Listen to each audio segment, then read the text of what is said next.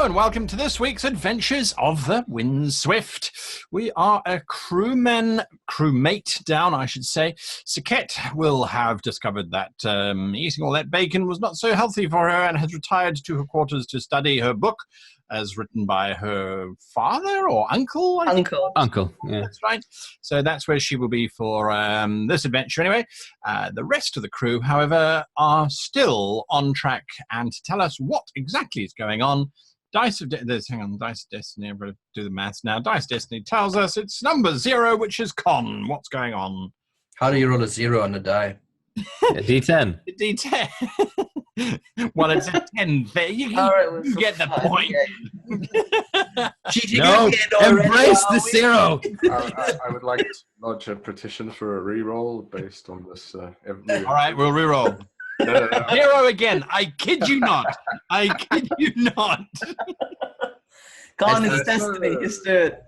In our last adventure, we finished up our business in Littleman's Bay and recruited a druid as well, who was then put to work looking after the ship's enchanted woodwork as we made our way north to Lorken Castle. In pursuit of Lord Archon Dengathwin. Yes. That guy. Yeah, that one. Or at least the rumor of the need for more information and intelligence, and some time to get the ship back in order as well. We docked at Lorken Castle,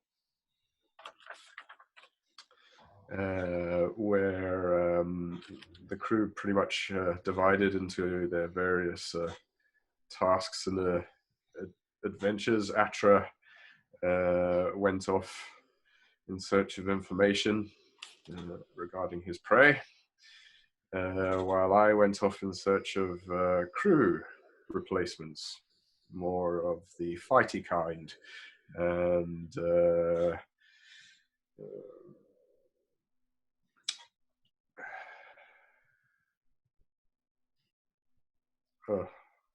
You did recruit some rather interesting we fighters. did recruit some rather interesting people.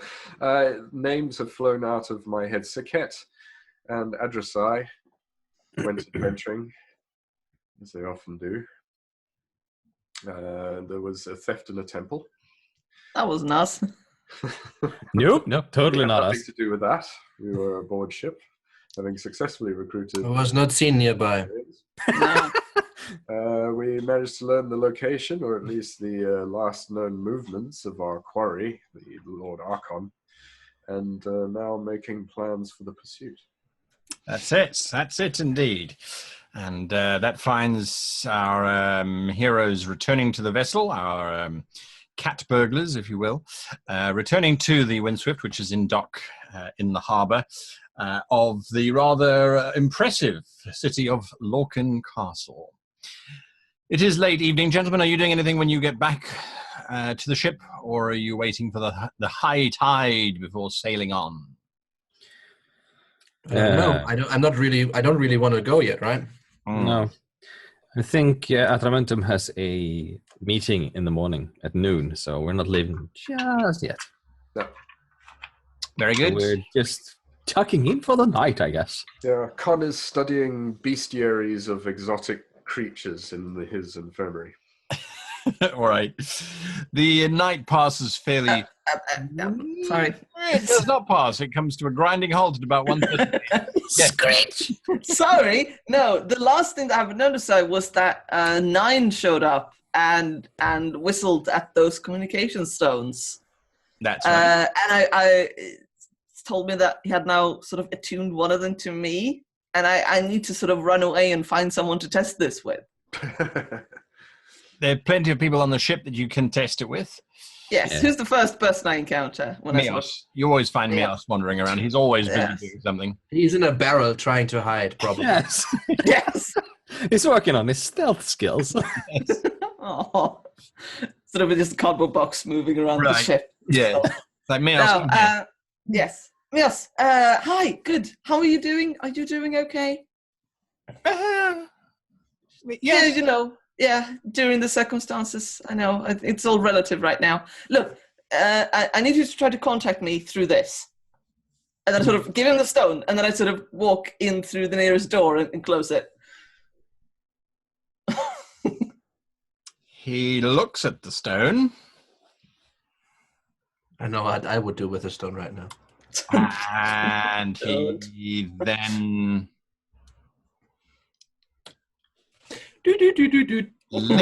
licks the stone. What are you doing on your side? You're sort of holding the stone. You don't get anything coming back from. Well, no, because the other stone I have is the one that's attuned to the Graith, right? And that's what I sort of say through the door. Just talk through it or something. Say hello. You hear a very muffled hello. Not through my stone. Damn it. Or suddenly your stone illuminates, and this rather strange image, distorted image of Mios appears. Hi. He looks down, shrieks, and the image vanishes, and you hear the stone hitting the deck. Damn it. I open the door again. Hi, Mios. Sorry. I should have warned you on that one. Did you see me? Yes. Good. Excellent. But you were like bigger and here. Yeah, sorry about that. It was just a hunch. I wasn't sure how it was going to work, if at all. Thank you. I pick it up. Thank you. You've helped me test this very important piece of communication that's going to solve a lot of problems. Oh, good. Yes, thank you, Bios. You've been very helpful. And then sort of run away. Right. You run away. Leaving me as befuddled. What? Okay.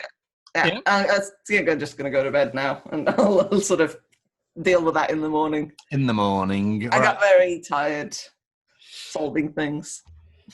The sun rises in the east and throws out its golden net across the land, catching all those who are asleep in its web, and causing birds to flutter and fly with dramatic movements of consternation, perhaps being woken up so early at this time of day. But nonetheless, the sun does rise, as it is wont to do, and you are awoken by it. And the sounds of the harbour coming to life as people desperately go about not sailing out of the harbour. So yes, there's a general hammering and bashing going on as the ships are being repaired. You have your meeting to attend to Atramentum.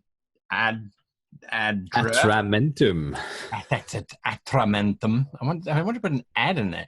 Atramentum. You have your meeting to attend to. Are you going to head off to that? Yeah. Are you taking anyone with you? Does anybody want to come with me? I don't know if anyone knows what your plan is at the moment. So not really, but if you want backup, I'll tag along. Harvesting. Yeah. All right. Have fun. all right. So you're going off that. Con, you're busy harvesting. Yes, Con? That was it. And then obviously I would leave my quarters and head for the officers' mess for breakfast. All right, and that's fine. So you're not doing anything specific during this day? No, I'm aware that Atramentum has plans, so it's kind of I wake up, get out of bed, harvest plant, go about my day.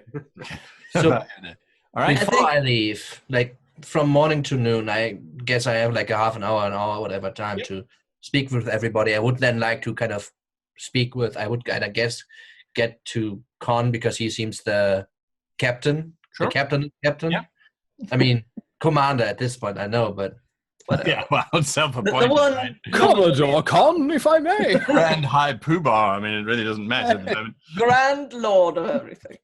exactly. Small boat on a And big planet. Would kind of knock, I guess, at the. Are you still with the infirmary? In the infirmary? Depends on what time. Probably Yeah, not. I you mean, catch up with them. It's not a problem.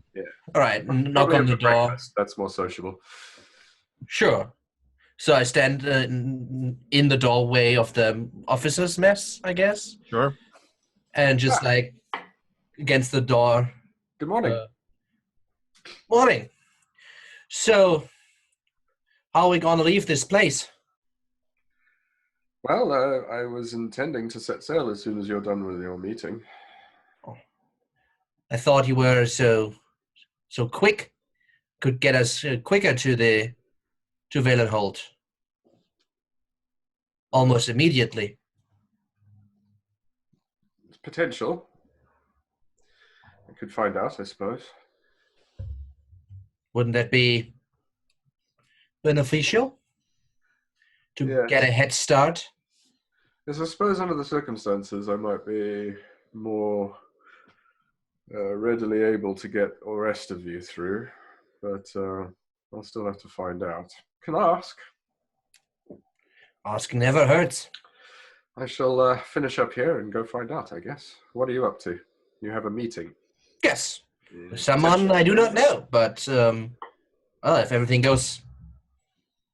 Will you need any kind of backup? Is it Yeah. that kind of meeting? I don't know. If he's trouble, he's trouble, and I can take care of trouble. Fair enough. You should try the breakfast. Herica's a very good cook. Yeah, He's a dra- Jork sitting next to him, just shoveling a Oh, sure, good. cheese sandwich in his mouth. Just shake head. Not particularly fond of drow cuisine. Oh, he does the full range. very, very considerate is he. Just make a request with him. He can do whatever. The two of you, Adresai and Jorik, what are you going to be doing for the remainder of the morning? I think we should get together and talk with Vis and sort of work things out. The three active captains. I would have sort of checked in on Saket, like I promised, and come back with the news that she's very busy right now. She seems a little upset. She has a plate of bacon next to her and her book. Yes, she seemed a little distraught, but Wait, there's still bacon left? don't Then she's really upset. don't question. Yeah, no, I know, but she seemed to want more time with the book, so far she's all right. So, but let's just try to work something up with this. I have some excellent news. Lieutenant Tai looks up. I think there's been a miscommunication. Sorry, Captain Tai looks up. Yes, what? How? Commodore Vis departed last night. Oh, damn it. Where? I assume to wherever it is that you have dispatched him. Oh, yeah. We were not aware of the need to detain him any longer. No, I think things have come up since then. Oh, well. We have... Yes. Well, actually, 9 helped out with this. And I sort of tossed the stone over to Con. This is one of the Great Speaking Stones. That one is now attuned to me. Oh. As long as I have the other one, and I'm not going to make any outgoing calls to the grave, accidentally, hopefully. But calling the grave spy master. Ring, ring! Hello? No. No. Sorry, wrong number. Exactly. No. So, that's a point of communication, which would be very, very useful to, talk to the ship. Maybe, if we're leaving the ship to head to Valenhold, it might be useful to leave it with Lieutenant Tai. Captain Tai. Captain Tai, sorry. It's going to take some getting used to. Yeah. Captain! Wow, that's remarkable. Yes, it is. 9 is quite remarkable. Look at what he made me yesterday. I showed them the little cat thing. He did this by whistling at stones. He really is a stone shaper. Whistling? Whistling! You know that whistling he's been doing that's been driving everyone nuts and make me move him down into the hold? Yes. Magic whistling. Oh, Amazing. It's a good thing we don't have a ship made out of stone, or he could have done a lot of damage. Or he could have done a lot of good. I mean, we Not could that anyone would make a ship out of stone, but still. No, that's very, very weird. But, Chung might. if we ever have to go underground again, it could be very useful.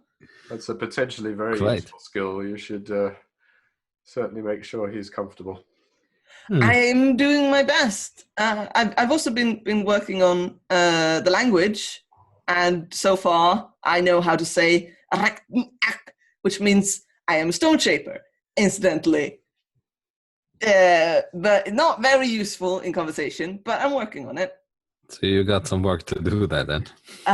Yeah, his vocabulary is a little limited, but I mean I could get to basic conversational skills in probably a month or so. I mean, I'm good at languages.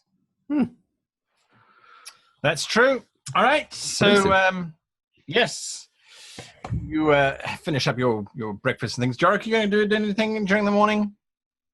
No, except for, continuing to trying to figure out the whole idea of this Zen thing that Adrasai's been teaching me.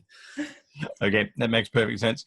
Yeah. No, I had an exercise idea that we could do where with your telepathy thing, basically we sit like back to back and we each do a shape, and then you using your telepathy, we try to make a similar one as possible. We could try that. Yeah, let's try it. Well then, I will leave you to your games. Au revoir. Have fun at your play date. See you back here then. Yes. See you later. And on the way out, Captain Dye, nice new head. She smiles and she watches as you leave. She turns to Badger and she says, "None of the other captains noticed." Well, she wasn't wearing it at breakfast, so it's not likely that you would have noticed. The head on the breakfast was like as big as a sombrero or some shit. The bigger the hat, the more the authority. That's how it works. That's how it works. But see, the reason none of the other captains noticed is because there are no other captains. No. Look at you. Atramentum, yeah. You make your way. How are you getting out to this estate? Pebbles. All right. That's right. I was like, Pebbles? Pebbles arrives, and you make your way out to the estate. It's not difficult to find where it's necessarily you have to go. There's signposts and things that indicate different directions for the road to travel on and the like. And eventually you find yourself approaching these very impressive stone lions that are standing rampant guarding the gate, which leads up this very well manicured garden pathway, I suppose you could say, with a big driveway up the middle of it, to this incredibly large estate house. It almost looks like a castle, except for the many leaded windows that belie its lack of defensive capability. There are several gardeners busy clipping hedges and tending to flower beds and things, and none of them seem to pay you any attention as you make your way up the... I'm sitting on a nag in my rags, like looking down on me. Like, are you going to go to the entrance of the main entrance, or are you going to go to the servants' entrance, which you know about? Oh. No, I'm going to the main entrance, of course. You arrive at the main entrance to be intercepted by a rather portly-looking valet of some kind. He steps forward. He looks you up and down.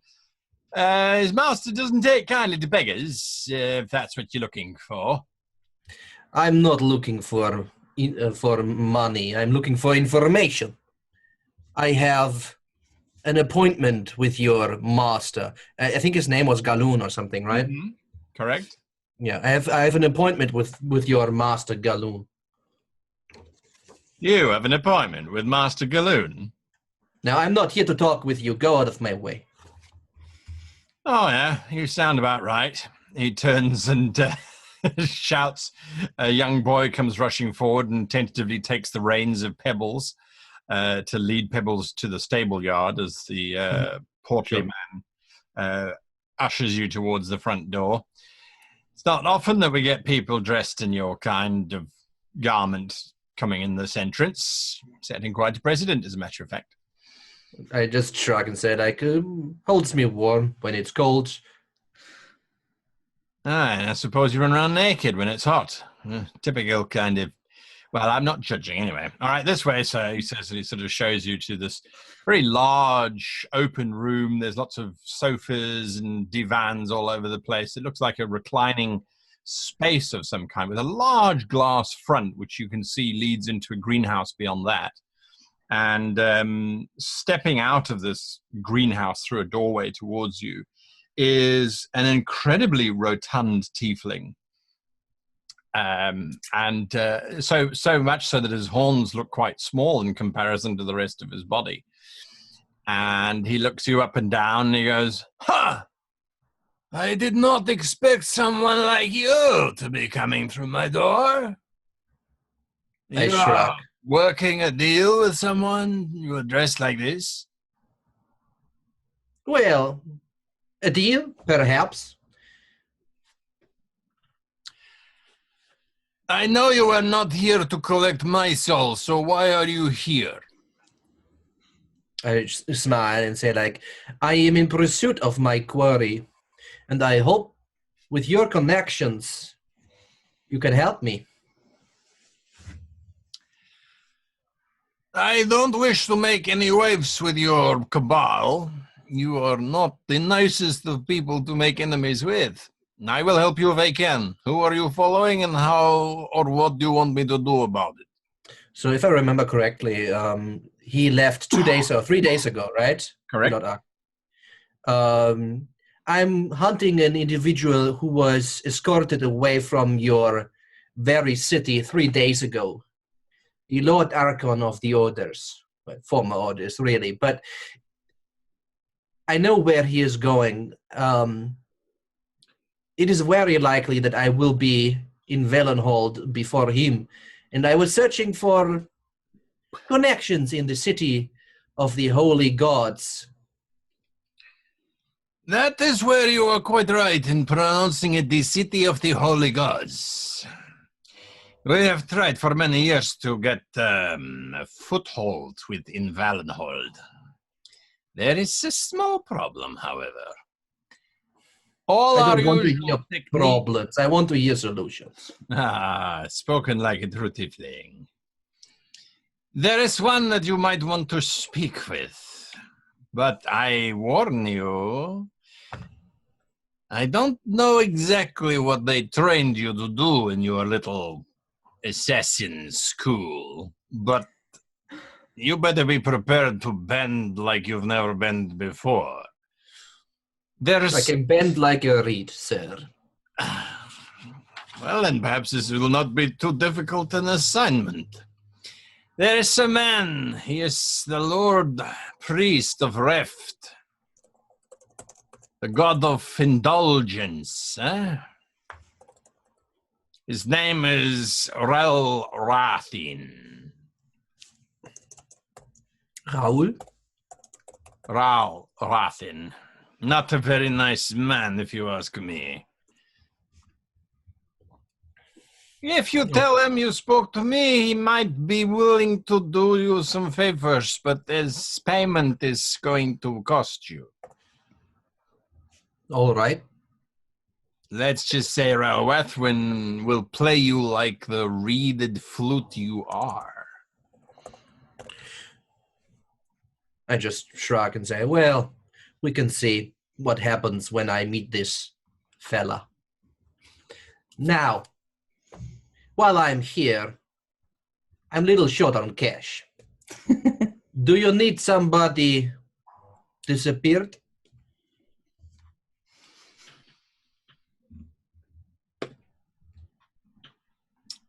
And you are heading to Valenhold, you say? Yes, that is what I said.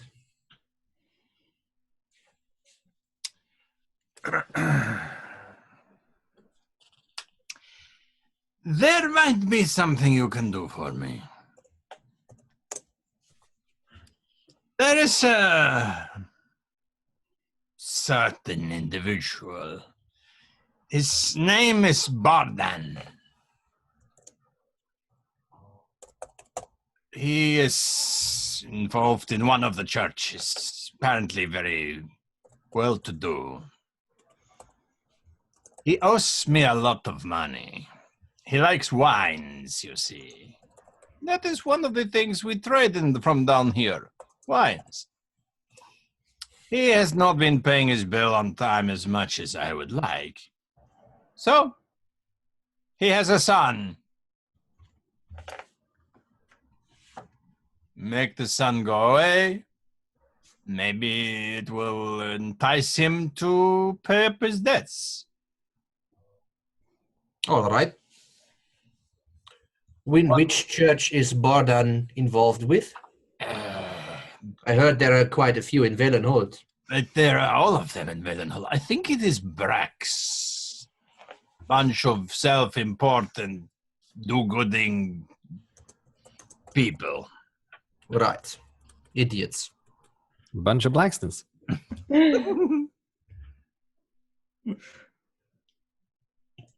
All right. And I will make sure he pays his dues in the future, and I will get 20%. 20% is quite a significant amount of 20% is much more, 80% is much more than 0%, wouldn't you say?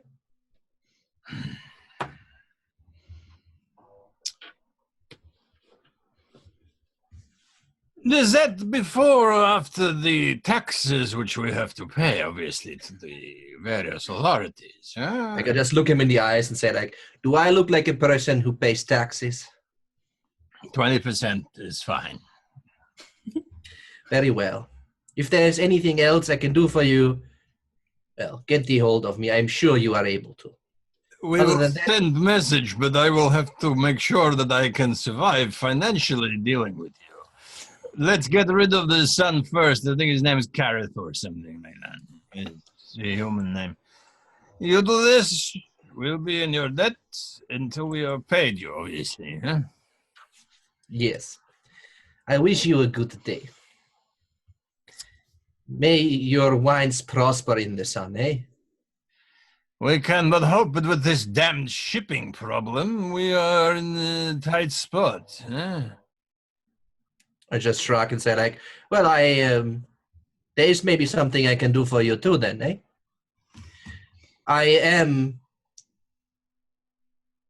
have commandeered the ship that is that is currently the only ship venturing northwards. Where are we going? Didy, I think it was. Didy or Granby. And it is heading to Didy. If there's any shipment you need to go to be sent there, maybe you can put your cargo in the old. How much cargo can your ship take? I'm not even going to ask you how it is that you have managed to make your way around the Merking's current antagonism. I think it was 40 tons, right? But you guys put something on. So that's We've like 20. made the same kind of deal to a lot of people today. Yesterday. Well, you didn't get. So I say about 15 tons of cargo space should be allocatable. What would be your portage fee? 20%. You do not... It is the only ship on the seas, as you said yourself.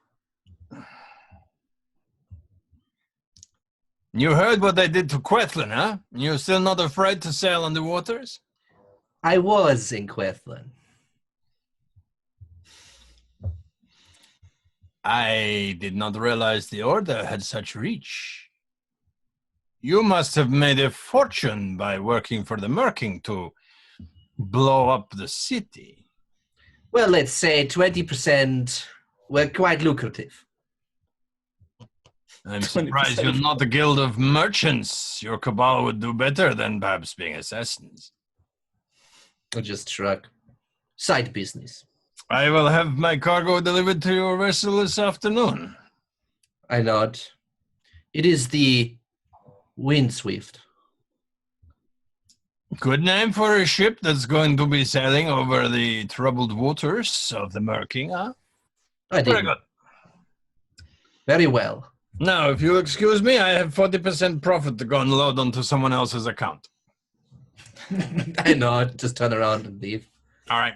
You get back to the ship relatively unhindered. As you're leaving, you notice a runner on a very fast steed leaving before you to try and get to the Yeah, I'm not in the warehouse. haze. Like Pebbles is a nag right now, and I'm just like a poor beggar. All right, well, you get back. The Windswift is shipshape and in Bristol fashion. She's all good to go. Con, is there anything you wanted to do specifically, or are you done with your beast? You muted? As we discussed at breakfast, whilst he was off doing that, I would have wandered off to find out if there were a druid circle nearby. Yes, so there is. Angsburg Forest or Angsbur, I should say, Forest is a magnificent forest that sits on the other side of the river from Lorken Castle.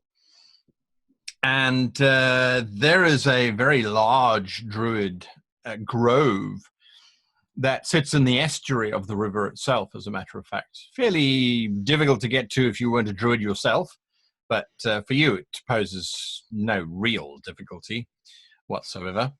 I'd like to tag along, actually, because I'd like to meet a druid that doesn't live on our ship so that I can contact a druid if we need to.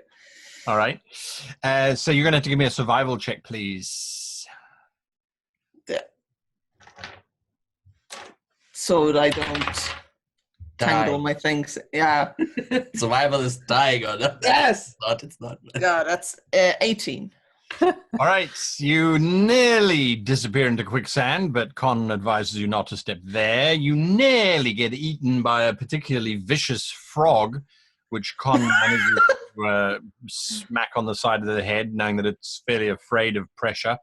And by the time you arrive at this fairly impressive, it's more of a mud mound than anything else. But when I say mud mound, it's easily 60 foot in the air, this massive grassed over dome with a very discreet stone archway leading inside of the mound.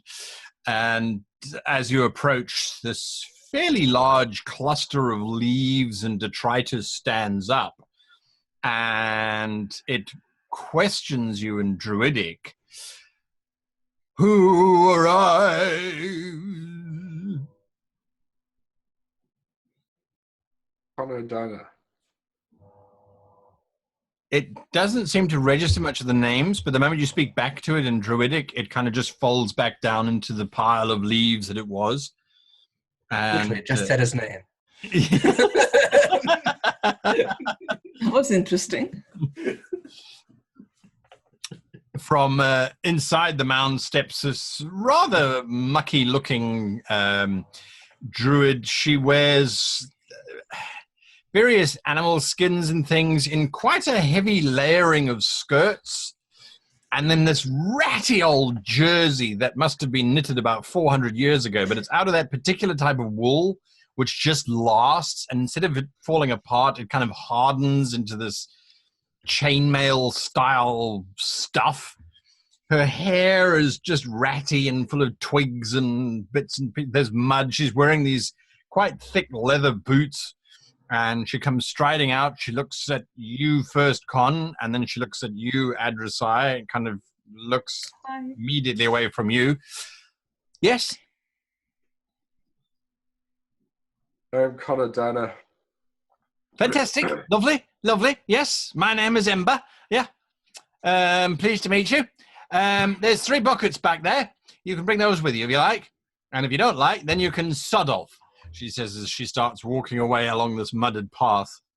I was rather hoping for something else from you. Yes, yes, yes. I'll sort you out. Don't worry. You probably got her knocked up or something, I wouldn't imagine. It's all right. Just bring the 3 buckets, please. I've got a very sick croc here, she says as she sort of Grab a bucket, Adrasai. I take the other two and follow. As you lift the buckets up, there's that sort of sloshing in the buckets, and you are forced to look down, even though you wish you hadn't. There's a sort of a bloody mess in each of the buckets. It looks as if it's the innards of animals that have been cut up and sort of mulched into this milkshake, if you like, of Blood shake. Gore Yeah. and intestines. Yeah. Nice. You follow along the pathway that this woman has trudged through. It's not too difficult. The bucket she's been carrying obviously was slopping around the sides because there's great big splashes of this slightly pink hued. That's how you get ants. That's how you get ants, yes. I'm sure the swamp will be worried. And you sort of crest a little mound, and there is this tremendously large, very bloated crocodile lying there, wheezing softly, and this druid is kneeling down next to the crocodile, and every now and again she takes a handful of that slushy stuff and rams it down the crocodile's throat up to her elbow and then beyond to her shoulder, and then pulls her hand out, and the croc kind of shudders and then belches, and yeah, she looks up. Yeah, you can just put the buckets down there. All right. Now, she says, just give me a second. Would you lift his tail, please? It's birthing eggs. Okay. I put the buckets down. I roll up my sleeves. You kind of lift the tail up. She looks at you and decides, all right, if you don't mind, wouldn't you grab the eggs? She's birthing, but she's got a bit of a problem. Just pick up the eggs. Yes. It's fine. Yes. If you hear a hissing sound, start running. It's just the father. He probably would think you're trying to steal them or something. All right. This is the best thing. I can help out. So, Everybody's yes. so excited. How big are eggs? Yeah, the eggs are not that big. They're probably the size of a large goose egg, but they're covered in a mucus slime as they disgorge right. from the I crocodiles. mean, otherwise. Correct. That's all right. I gather them very, very carefully. You kind of clutch them all together. There's 24 in total. Con, you're kind of holding this large tail. You As I wrap realize them in a scarf so that I don't get on my coat. So, you realize that she should have been laying these into a nest that she would have made, but she doesn't seem to have done that. She just seems to be beached here. In the end, she lays a total of 24 of these large eggs. And once you've sort of been standing there waiting for a little bit for these eggs to pop out and nothing's happened, the druid named Amber, she looks up and she says, I think she's done now. All right, you can put her tail down. If anything else comes out, well, we did our best to save her kids. I mean, it's not our fault this stupid old cow got washed up here, is it? Anyway, all right, good. Where does she usually live? Oh, no, In the river? She's from the estuary, absolutely from the estuary. But the merfolk have been causing all kinds of havoc with the local waterfowl and the water life. Normally, she would have gone out onto a beach somewhere along the coastline, I suppose, and made a nest and come back again. But the blighters are just stopping everything from moving through. Even crocodiles. That seems a bit much. Look, there might possibly be a fact that there are a lot more merfolk in the ocean surface areas now where she probably would go hunting, and some merfolk to her would be quite a nice and easy catch. So, yeah, probably more of a mutual dislike than anything else. Now, let me guess. You're pregnant and you want me to help you get rid of it. No. Catherine human pregnancy is biologically very improbable. I'm not sure it's possible, actually. Well, we can always try. Yes, no. No, colleagues. Wait here. Colleagues. I need to make use of the transportation. Oh, yes, you gave me your name again. What was your name? Con O'Dana. I need to take a party through the ways to get Yeah, to Harry mentioned you. All right, okay. Harry? Oh, the Oaken. Sorry. Oh. Yes. He, His name is Harry? well, that's just what I call him, but don't you dare tell him that I told you then. So, yes, all right, and you need to take some people through. He mentioned that you might have a few people that you want to take through. Okay, where do you want to go exactly? Valenhold. I imagine that's not our usual stomping ground, but there must be somebody close North by. Country. Yes, well, I'm sure we can find a tree out that way. When do you want to go? Now? Very soon, this Yes. evening. A few hours. Well, I suppose so. All right. But, yes. Right. Good. Yes.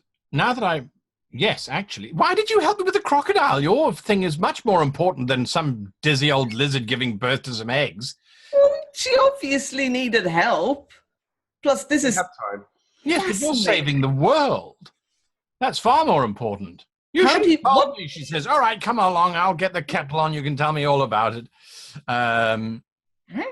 She says, up as for she tea? sort of You're waddles. saving the world is important. You want some tea? Tea is always important. Tea will always help. So she Some takes you back crumpets, baby. to her mound, and she'll quiz you until you extricate yourselves from her. She's more interested in the logistics than anything else. And the first logistics she says is, so Harry's, the Oaken said that there was an active dragon wandering around. Yes. And I suppose Definitely you know wondering. where he is. Well, know where he We know- was. Sorry, maybe I should like Well, you. I think it's pretty easy to figure out where he is, don't you, Con? How would that be? I think that the Oaken was right in saying that you are far too progressive a druid. You don't have your boots in the roots, my boy, she says.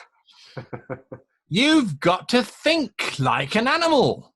What does a dragon do? Eat. Thank you, Ponker. mysterious voice that's not here. Well, yes, but Ember, dragons are not animals.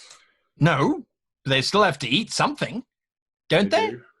But I assume these dragons have arrangement for lesser servitors to provide for their needs at this stage. The dragon we encountered was held up at the bottom of a fortress of the Order.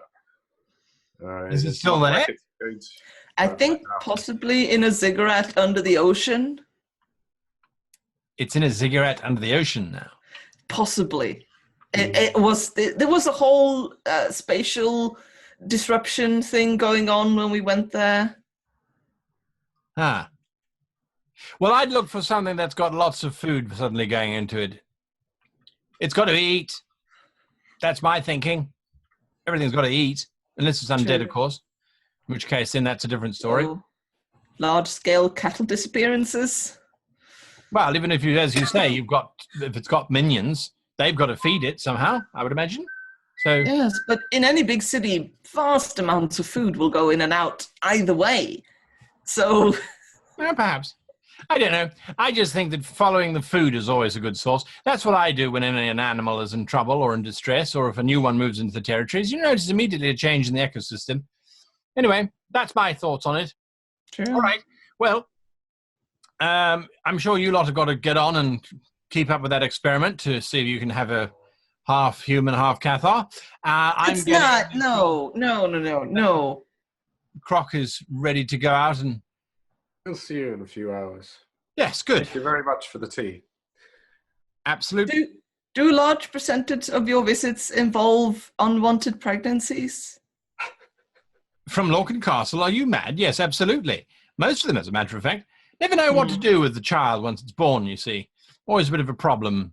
So, too many mouths, not enough food, or something along those lines. Anyway. It's a very religious town, too. Those can get a little weird with pregnancies. Yeah, well, the local croc population doesn't seem to mind. Anyway. All right. That is more than I wanted to know. Let's go, Cole. Back to the ship. Time to leave now. I'm leaving. So as Atra arrives back at the ship, he would seek out Captain Tai and ask her, "So, Captain Tai, who's your quartermaster? There's someone coming by with some storage." Right. Some black market goods. We are quite loaded already, but yes, I'm sure we'll make space for it. Where are these goods going? Well, where we are heading. Dide. Yes. I see. And which of the Commodores has sanctioned it? Yes. I'm sure the paperwork is all in order. It comes from one of the higher-ups. Well, there's only 4 of them. 3 of them I know are off board at the moment, and could possibly have, or 2 of them are off board, I think. And so, Oh, you mean with the captains, former captains? the Commodores, yes. Yes, Come on. whatever they are calling themselves. I don't care. I'm sure it is in their interest to send these wares along. There's quite a possible reward in Dide waiting for you when you get there with these wares. All right, well, we can load it, and I'll put it in the log, and then I'll reference it with the commanders when they are all assembled. Yes. Do what you might. Very good. Well, you find yourselves all back aboard the Windswift at merry afternoon. Well. As the crates start coming on board. Well, yes. She has a soft spot for Atramentum. He was nice to her. And not hanging out with Adrasai, so, clearly things are going well again, as far as she's concerned. That's not what I meant. No, Adrasai's gender. Come on. It's not a threat. Why is everyone trying to pair me up? Why is everyone shipping me? Because you're the cat. You're adorable. You're a cat. You have this big of eyes. Yes, you see. I am the cutest of the captains. Commodores. Commodores? Whatever. Cutest of the whatever. Catadors. Oh, dear. Afternoon Rebels. arrives. The 4 of you are on the ship. How much money did we actually take in shipping things to Dide for people? Or Dide? 3,000. Ooh, that's not bad. I think. I have to check my logs, but I distinctively remember 3,000. So I'm waiting above deck, just sitting in the sun. Right. Well, we just had a very interesting conversation. Learning something I might not have wanted to learn. What crocodiles eat? Yes. What happens to all the isn't unwanted? fast enough. Yeah. No, it's no. Anyway, so it turns out we might get transportation to near Valenhold. Not sure exactly where, but I mean closer than this, either way. So to whom do you address this? Everyone, I guess, if we meet up. Okay. Sure. Well, that's perfect. Yes. And then we'll send the ship up to Dide on its own. I suppose it's a good thing that Siket stays with it so that someone does. Yeah, how's she doing, by the way? I haven't seen her in all day. She's not great, but I think she needs a bit of time with that thing. What is she doing anyway? I only heard something about a book. Yes. It's not that book, is it? No, gods no. It's complicated. I'm sure she will tell you everything when she comes out, everything that she wants to be known. All right. It's personal. Fine. Are we ready to go then? Well, yeah, I guess get yourselves ready for whatever I'm ready. awaits us. But before you leave, you might want to see what Captain Dai is doing and give her the okay. I've got a little bit of cargo on. Wanted to get a little bit of cargo on board, and she made a fuss out of it. So how much is our cut of that going to be? Well, let's see what we'll get first, eh? Okay. It's just transportation, or? Yep. Oh, well, that's fine. I can deal with it. Sure. Yeah, I need to give Ty this fancy rock as well.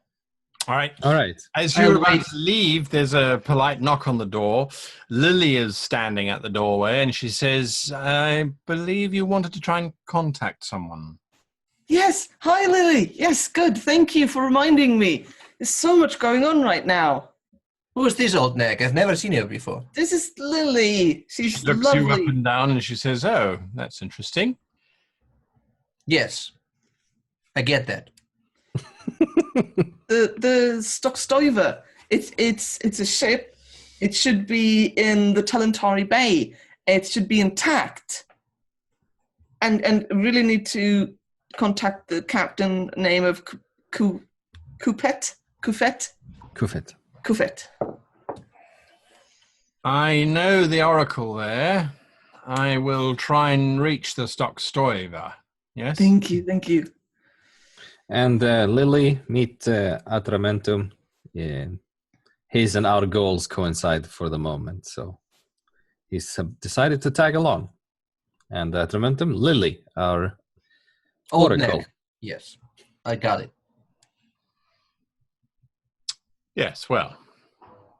If you'll come with me. He's a tiefling. Get used to it. She looks at his tail, she looks at his horn, she looks back at you, Jorik. No shit. Yeah. She, Thanks, Sherlock. yeah, she kind of goes, yeah. I was confused for a moment. Oh my god! That's what it is. see. That's what he is. You, who's going with Lily to her chamber? So, Adressai, you are. Technically, you need more than one person, otherwise you're violating the rules of the non-existent order. Fine, I'll tag along. All right. This is important! You wouldn't want to get the paperwork when you get back to the headquarters, right? Considering we've... It's important! We just have to Considering that rebuild the we've sort of headquarters first. Yeah. I mean, considering that we sort of sent this there, we need to, to contact these people. Yeah. All right. So she kind of closes her eyes. She places her hands forward. Who's she going to be speaking to directly? Adressai? Yeah, yes, Right. me. She touches hands and her head rolls back and then it kind of snaps back forward again.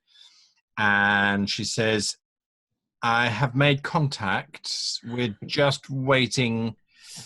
Please hold the line. Yeah. Basically just waiting for the captains to arrive. And You have reached Stockstoiver. Please press 1 to speak with the captain. suddenly Press she straightens out a little bit and her shoulders push back a little bit more. And her jaw sticks forward. There's a distinct feeling that Saket is in the room. You're not entirely sure why. But suddenly this voice says, this is Archon Qwethlan. To whom do I speak? This is Adressai of the Windswift. Commodore.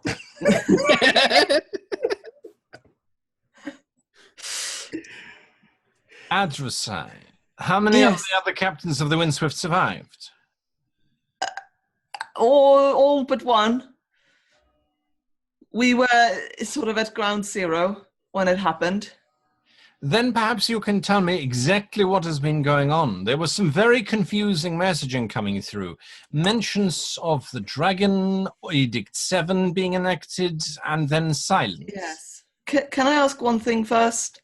Yes. How are you alive? How is your ship not exploded?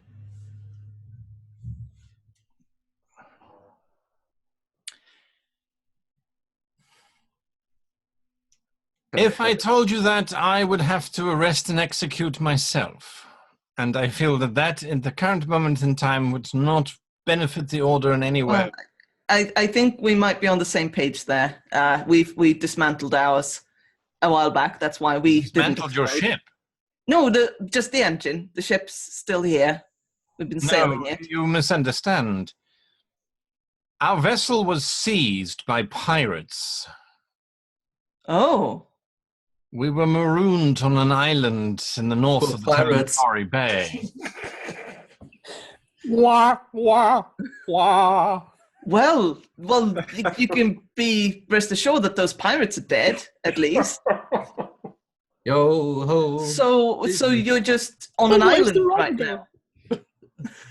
We managed to reclaim most of our ship. The Stockstoiver will not fly again, but she is currently not taking on as much water as she was 3 days ago. Well, that's something. You're working on it. The pirates managed to gut her of everything of value. She no longer has an engine. She no longer has any of the items which we had on board. So they took the engine? Yes. F for those guys. That is either good news or horrifying news. We may have a strange dragon pirate cult soon. Anyway, okay, what happened? Jorik, do we just tell him everything Yes. at this point? I feel like honesty is the best policy.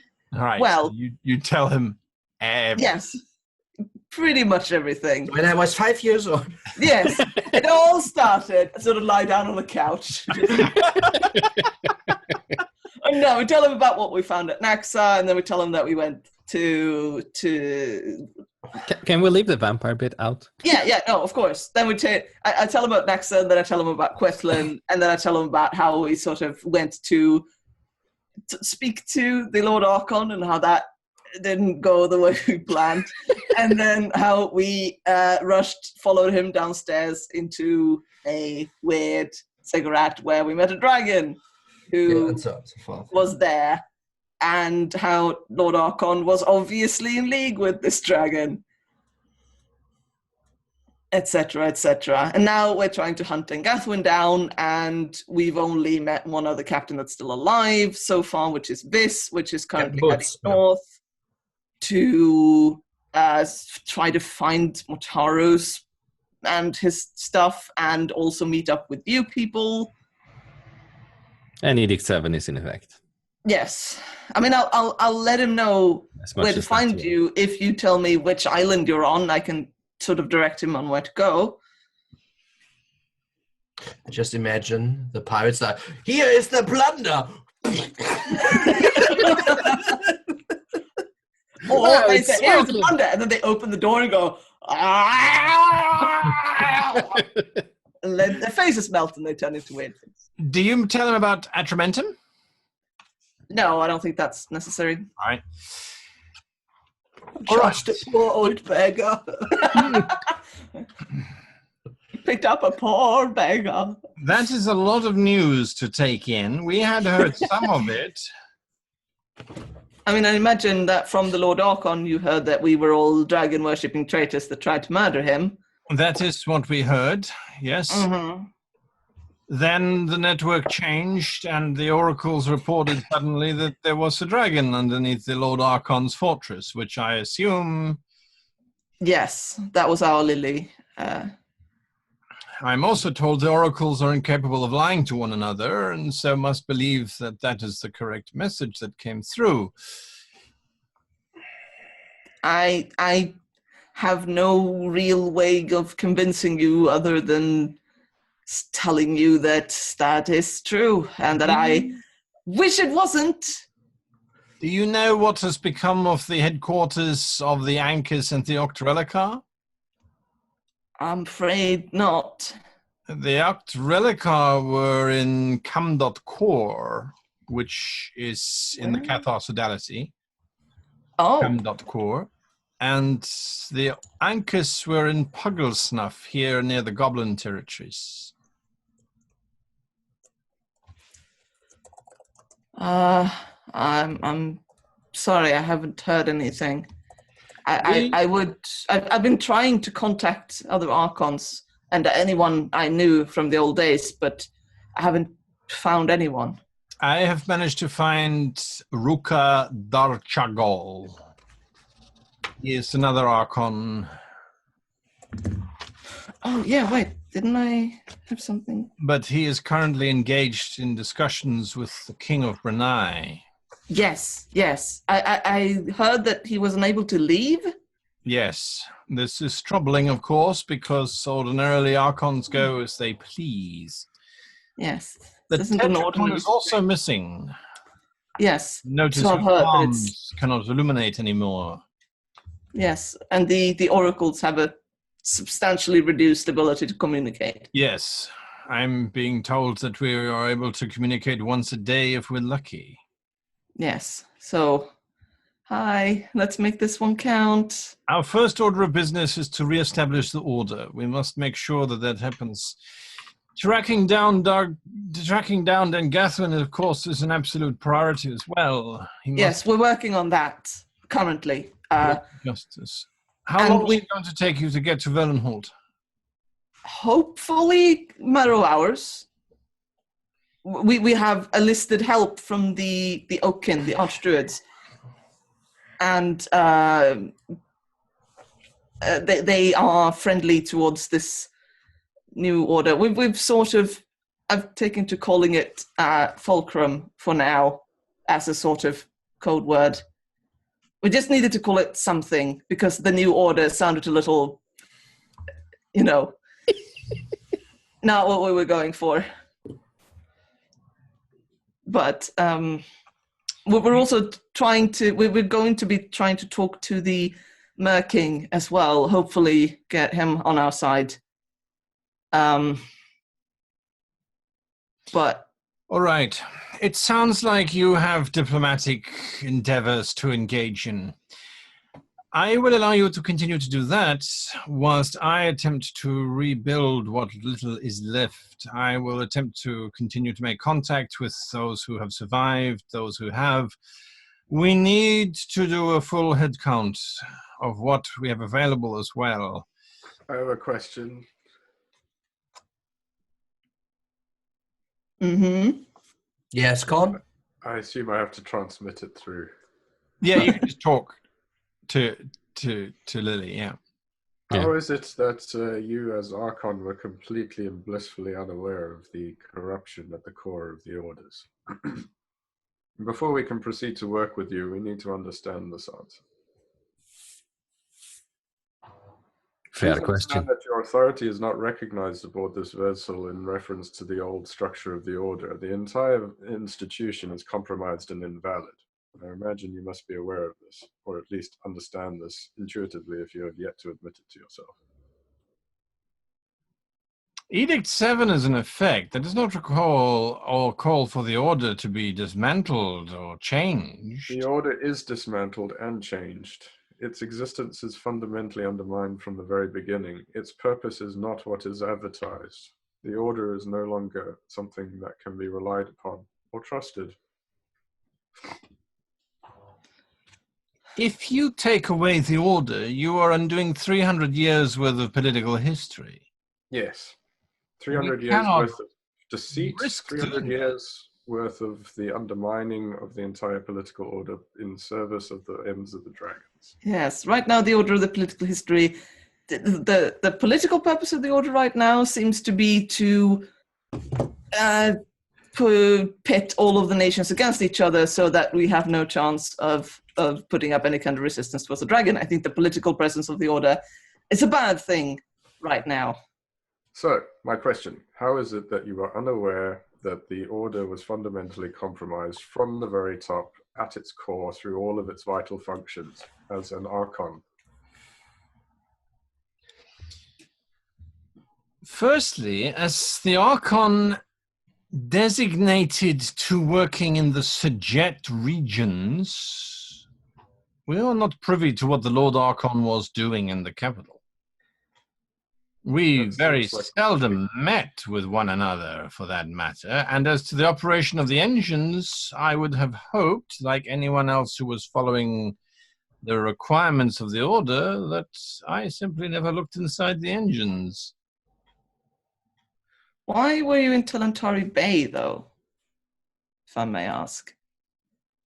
If that was so far out of your area of normal operations.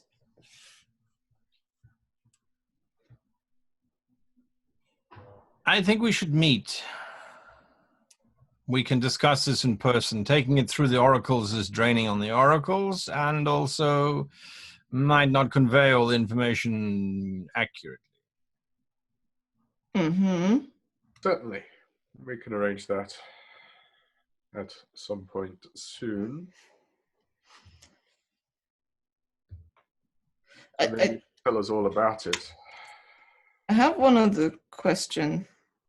Yes. I was told that you are one of the few people still alive who was present at the creation of the anchors. That is correct, yes. And there was nothing untoward going on there, nothing terrifying or suspicious, because... You've been around from the start. The Order was founded by dragons in the service of dragons, and since the beginning, all these centuries, you have been ignorant of that fact. How? I understand that you are upset. Everything seems to have been turned on its head. Turning on ourselves now does not seem to work in our favor, yes? Oh, It's I more agree. a question of if you were a part of ourselves or not, I think. If I had known that the dragons were involved in this entire process, I would never have accepted it or even agreed to it. Well, You say so. again, it comes down to trust, I suppose.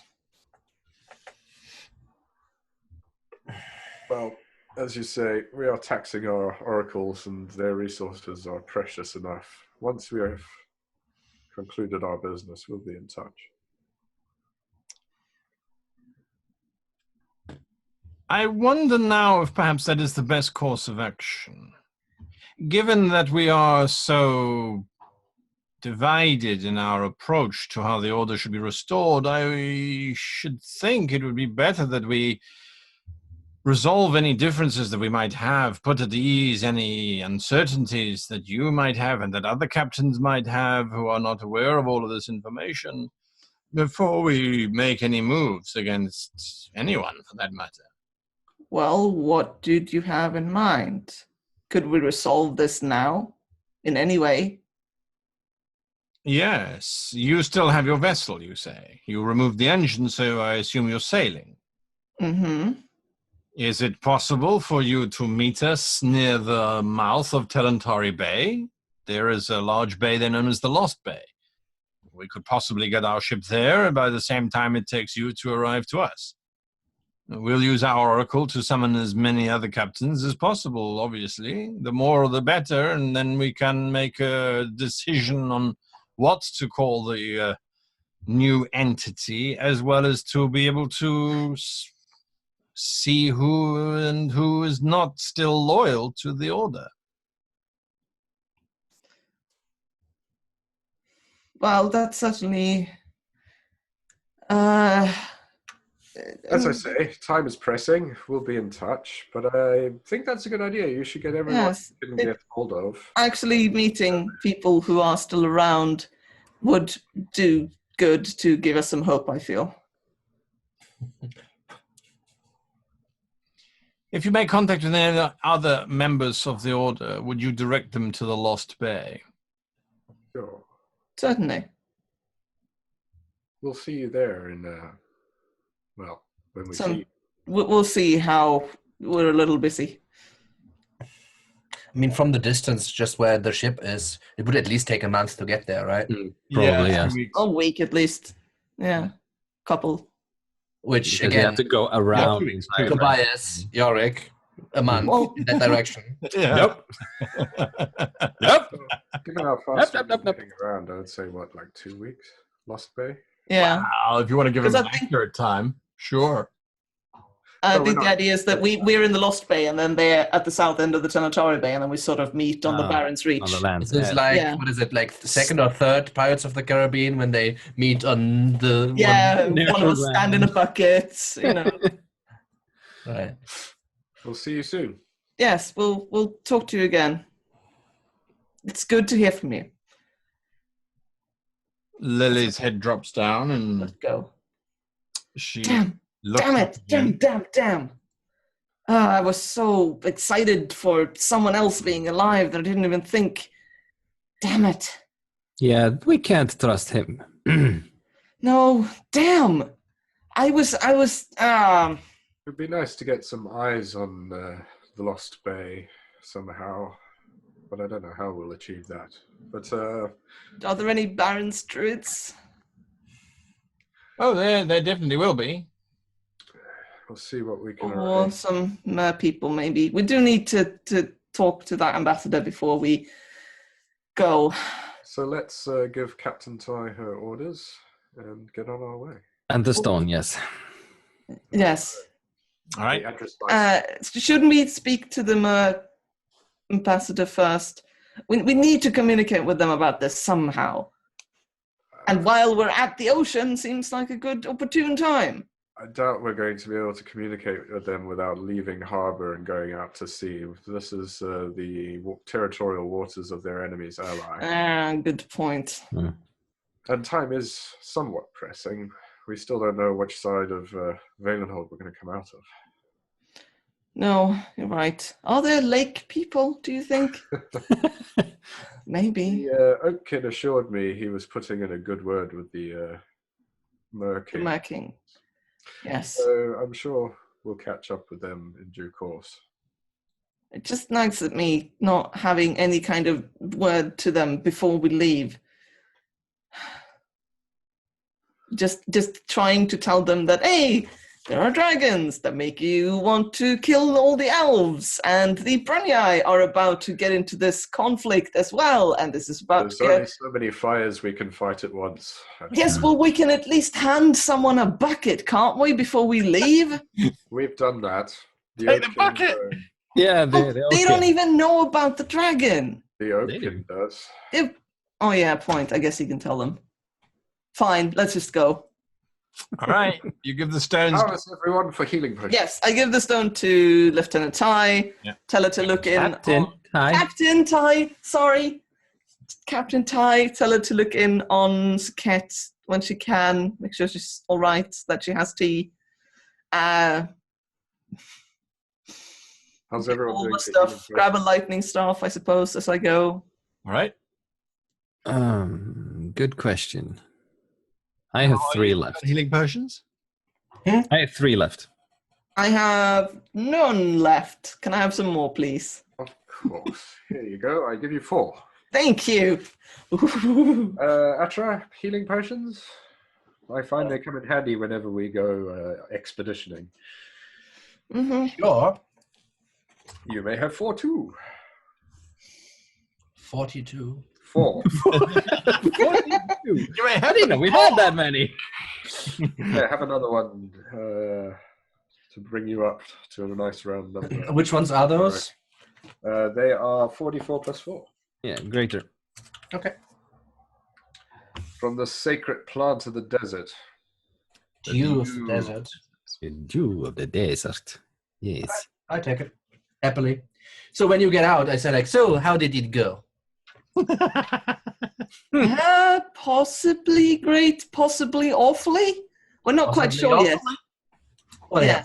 Yes. It could go either way, really. We've sort of dropped the ball, and then we'll see where it lands. If we take it at face value, a lot of the old Order survivors are clinging to the idea that the Order is something worth saving in and of itself. I just shrug. Well, let's see what the Lord Archon has to say about that, shall we? Hey, maybe you can give us a list of people who are I not have loyal to him. questions. So many questions. Need answers. And Like quite a those few two. punches. Well then. Let's go. Everyone ready? Got everything you need? Sure. Remember, we will be away from the vessel, so bring everything you need. Yeah, that you I'm can gonna pack some food as well. Some extra papers, my book, everything. And I'll be bringing the stones just in case we encounter more freaking dragons. You need to zap. Yeah. The artillery. Taser. Yeah. All right. I'm keeping them in different pockets, but you know. You make I your way think we're back. all bringing a knapsack each and just... You know, food, bedroll, stuff. The bits and bobs that you've written. down. Once we get to the riverbed at the edge of the estuary, Yes. I would just clap Pebbles on the back and he just rushes off.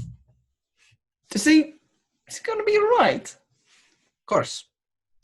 All right. Okay. I'm not going to question that. Okay. You Yes, you arrive. Amber kind of looks at the four of you. Huh. He must have forgotten. Yes, must have forgotten. And she goes over to this it's a rather sad-looking willow tree. And she kind of closes her eyes and extends out her hand. And flowers start to bloom around as verdant growth starts to... oh, no! Wrong one. I can never remember which one it is, she says. Ah, yes, that's right. And she sort of traces out the circular pattern on the bark of the tree, whispering quietly to the willow itself. And eventually the willow then forms a circular hole which expands out until it is this amber portal. All right, there we go. Galwa is a little odd, but if you just behave yourself, whatever he's smoking, you accept it, you'll be fine. Okay. Enjoy your trip. Yes? I jump through. Good luck. If there is anybody we can contact to put surveillance on the Lost Bay, I would be immensely grateful. That would be very useful to the cause. The Lost Bay? Yes. Yes, and the land north of it. Oh. Well, I'll tell Harry. Looking out for ships. Ships? Harry. Yes. I bet his name is Harold. We're expecting at least And one. he has a tree on his head. Oh, it's its name Bob. His name is Bob. Yes. Sorry. Yeah. I'll tell him. Maybe he'll do something, or you know. Are you gonna leave the tiefling with Gelwa? Are you? No, we're gonna go. Oh, no, we're going. No, he's with us. He's jumped through already. Yeah. Tell your whoever's up there that it's saving. I'll be on the other side. Jarek walks through. Also, if I need to contact Harry, I might do it through you if that's all right, because I can cast a spell which let me contact people, but only people I know. So, and I haven't met Harry. Okay, let's go inside. Just may I Let's go. talk to you, please? Just so you know, it's me. Bye. It was nice meeting you. Say hello to the crocodile for me. You get sucked through the portal. Atramentum, you appear on the other side in a rather marshy ground, and it almost looks like you haven't changed location, except that on the distant horizon, about a mile or two to the west, you can see that there's this large plain of soggy moorland that stretches away, and you've stepped through literally the only tree that stands higher than maybe 2 foot out on this moor. And like I said, 2 miles beyond, though, you see this. It's so brilliantly colored that it's difficult to describe. These great big blue domes of glass. All right, head the direction. That's good. Rainbow colors and all different shades. Gold seems to be everywhere on every corner of every structure that sticks out of these great big domes. Large brass or bronze rivets and edging keeps the glass in place. They try to outdo each other. That is exactly. Jorik steps out and sees and just like, oh yeah, modest, I see. Yeah. Okay, I'm already heading that direction, trying to get out of this watery swamp hole. Yeah. I look around to see if I see Galwa. You don't? No one around. No, give me a perception check. I say hello. I don't. I say. It's not good. It's 9. 9? Nope. You 9. don't see anyone. 9. In Druidic, I sort of do give the formal greeting and introduction of self and party, and thank them for their Receiving us. allowing us to be received here. Are we birthed out of the tree? There is a croak, and you look down, and there's a rather large bullfrog with a very neat little pipe sticking out of its mouth.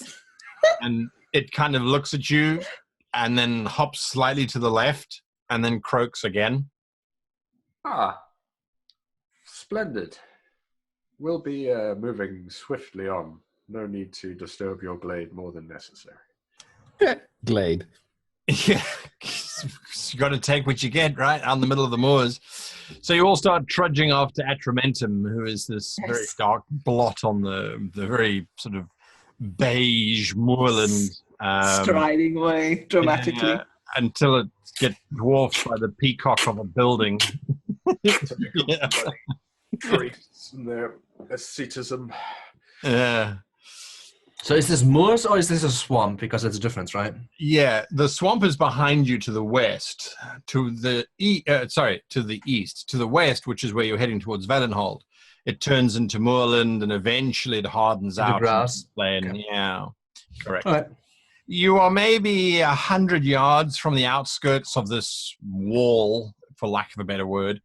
The city of Valenhold is very difficult to describe because what was an outer wall became an outer wall that suddenly had a lot of temples built around it.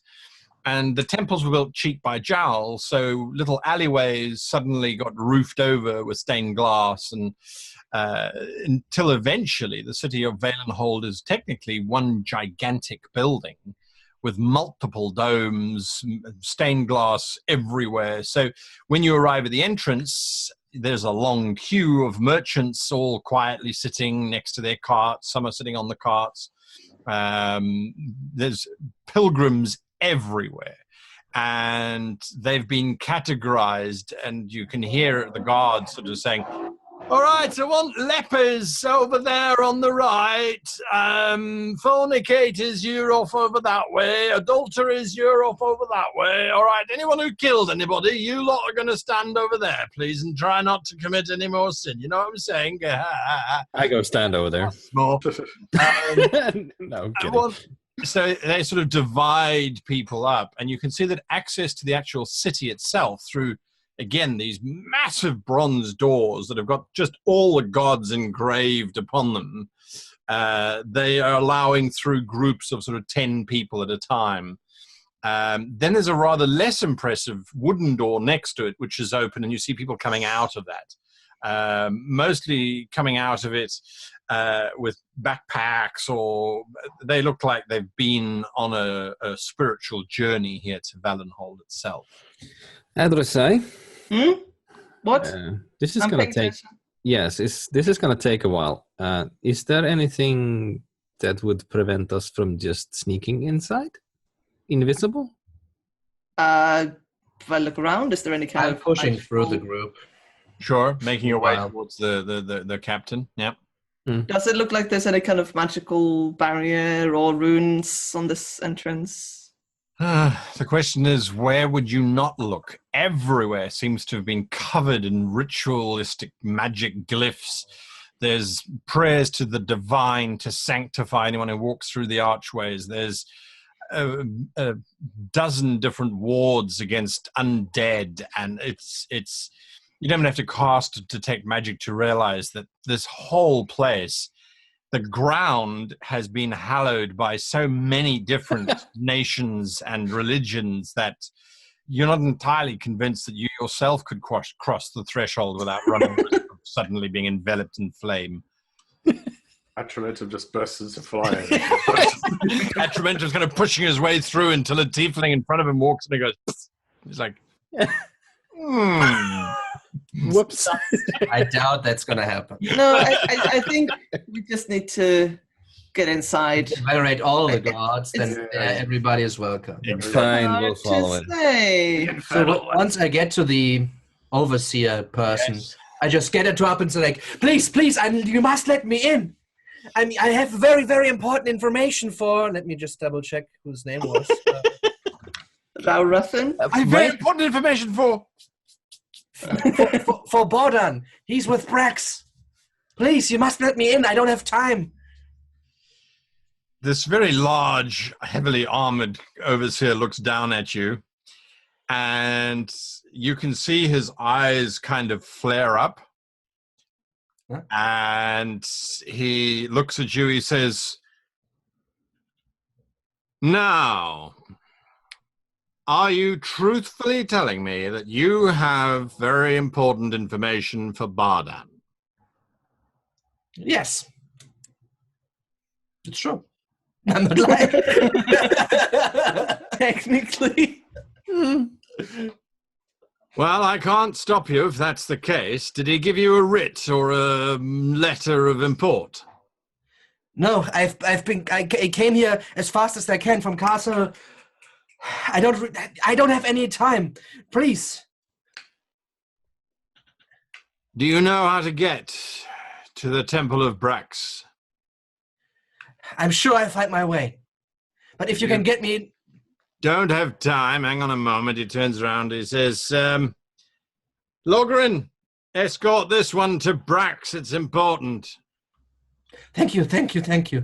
Another heavily armored paladin walks forward, looks at you.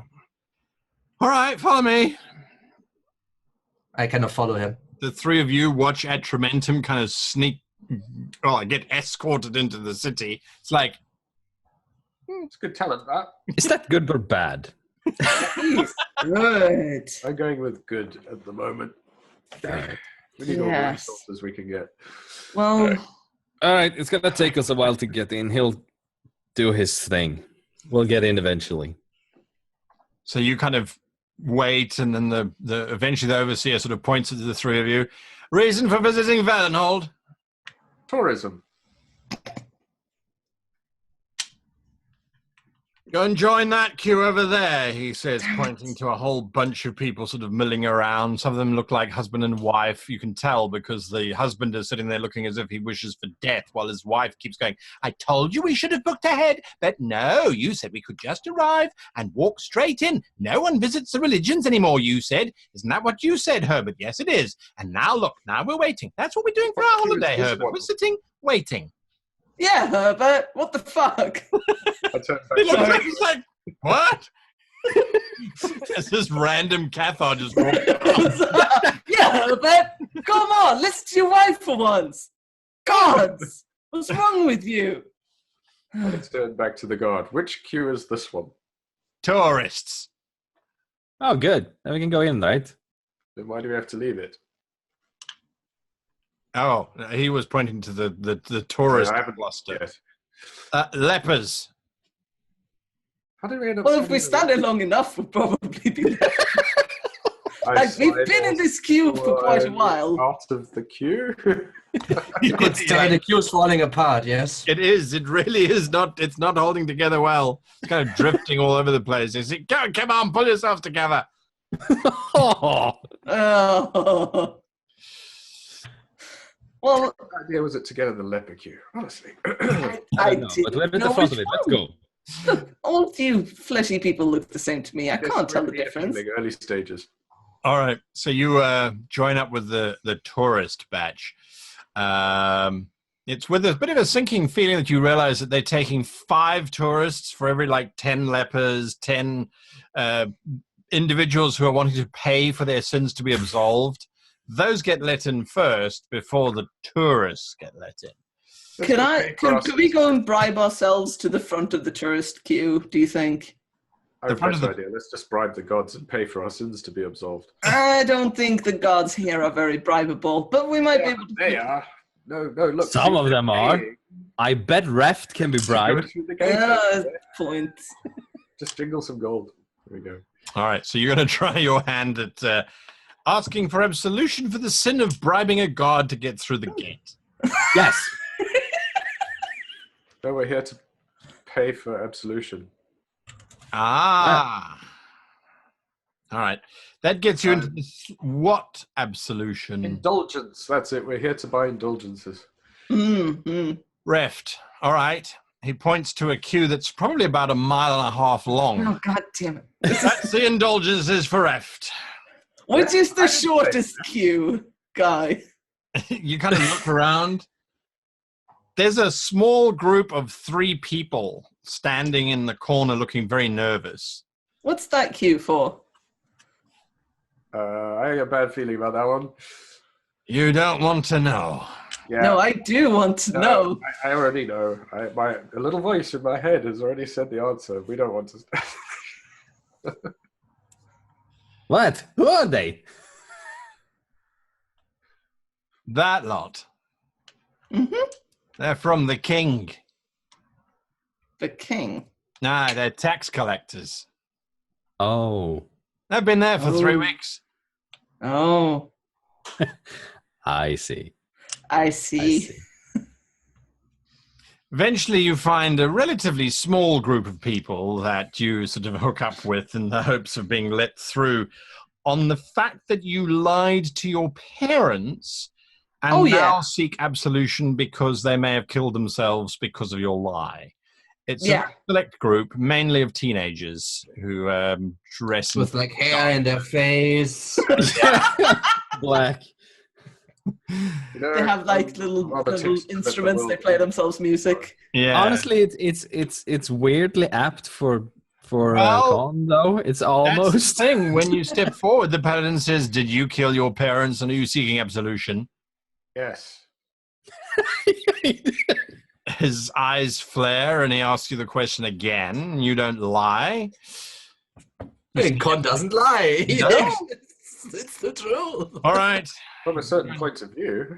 you can join that queue, I suppose. Eyes, you going. But old to be asking for absolution for killing your parents now. the long was time never to too late. process That's it. the point. All right, so you have navigated your way successfully through the entrance of Valenhold.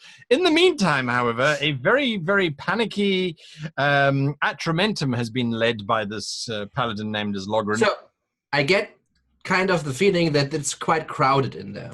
It is incredibly crowded, and Yeah, I slink away. you're going to sneak away from Logren? Yeah. Wow. Okay, give me a stealth check. It's not so much the sneaking away that's the difficulty; it's then staying hidden because the paladin starts looking for you. Right. 19. Yeah. All right. You are a little visible. Yeah. Yeah. Inside is Have first. I played Assassin's Creed? Yeah. Absolutely. You just need to sit down on a bench and you're invisible. Exactly. Right. Or Hitman just Join a cluster of women standing in a corner. Yeah. So yes, the inside of Valenhold, there are narrow little streetways, and they're packed full of people selling relics and books and Right. you name it, it's being sold here. Anything to do with the divine or the religions that Right. are around. As you move through, the various deities each seem to control a space. And like a almost quarter. like a suburb, if you like. Suddenly you're walking through... like a district, basically. Correct. And each one is quite distinct in its flavoring, in the smells that originate from each of these locations, and in the types of people that you find there as well. And it's not long... Heading to Reft. You're heading to Reft? Yes. Ah, all right. Reft becomes very easy to find. It's basically like visiting the giant brothel in the sky. Yes. There are taverns, there's gambling, there are naked people everywhere. It's just every kind of self-indulgent activity that you can. Sodom and Gomorrah. Absolutely. Absolute den of drunkenness and debauchery. Yes, so I would take a look for the main temple, whatever that might be, whatever form that might take. Absolutely. Would you say it's a hive of scum and villainy? Exactly. So I'm looking for Ral Rafin. All right. So Lord Rathwin. You sort of go to the massive edifice that is the Temple of Reft. It's not difficult to get into the temple itself, and the actual cathedral that's in the center of this temple. That is where they direct you if you are seeking the adjutant of Ral Rathwin. Sounds good. The Lord himself is currently busy. So when you arrive, the adjutant, a beautiful, well-groomed Cathar, looks up at you with these incredibly sort of golden yellow eyes and flashes you this insatiable smile and says, "To what do we owe the pleasure of your company?" I make again like this emphasized bow, and I say like, I am looking for someone I heard so much about. The one you are the adjutant to, my little kitty. We are very fond of the Cabalia, as you probably know. You contribute significantly to Reft and the jollies that go along with being worshippers of Reft.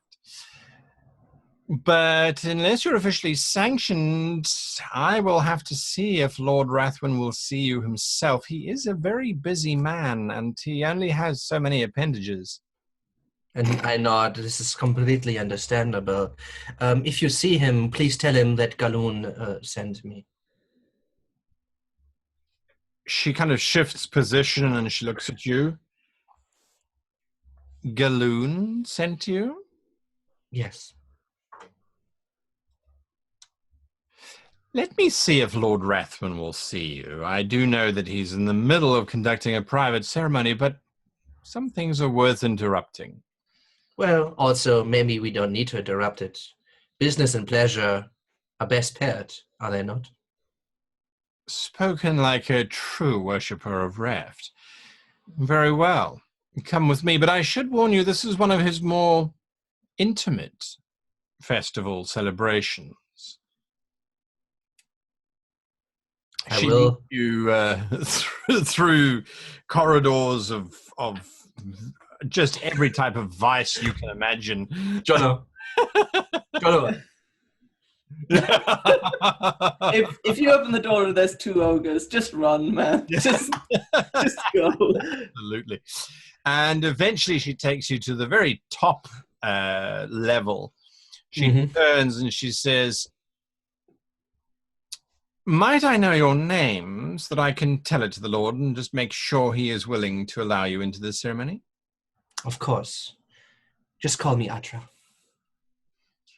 She points to a very ornate chair. Just a moment. And then she sort of slips in between these two doors. As the doors open, you hear... And I do some of these. Get myself... up. It's like... Okay. A few moments later, she slips back out again, licking her lips, and she says, "He is nearly done, and he's invited you to participate in the closing of the ceremony, if you so choose. Otherwise, he's asked me to ask you to wait here. It shouldn't be more than 20 minutes. Oh, I wouldn't miss the climax of this for the world of me. That's very brave of you.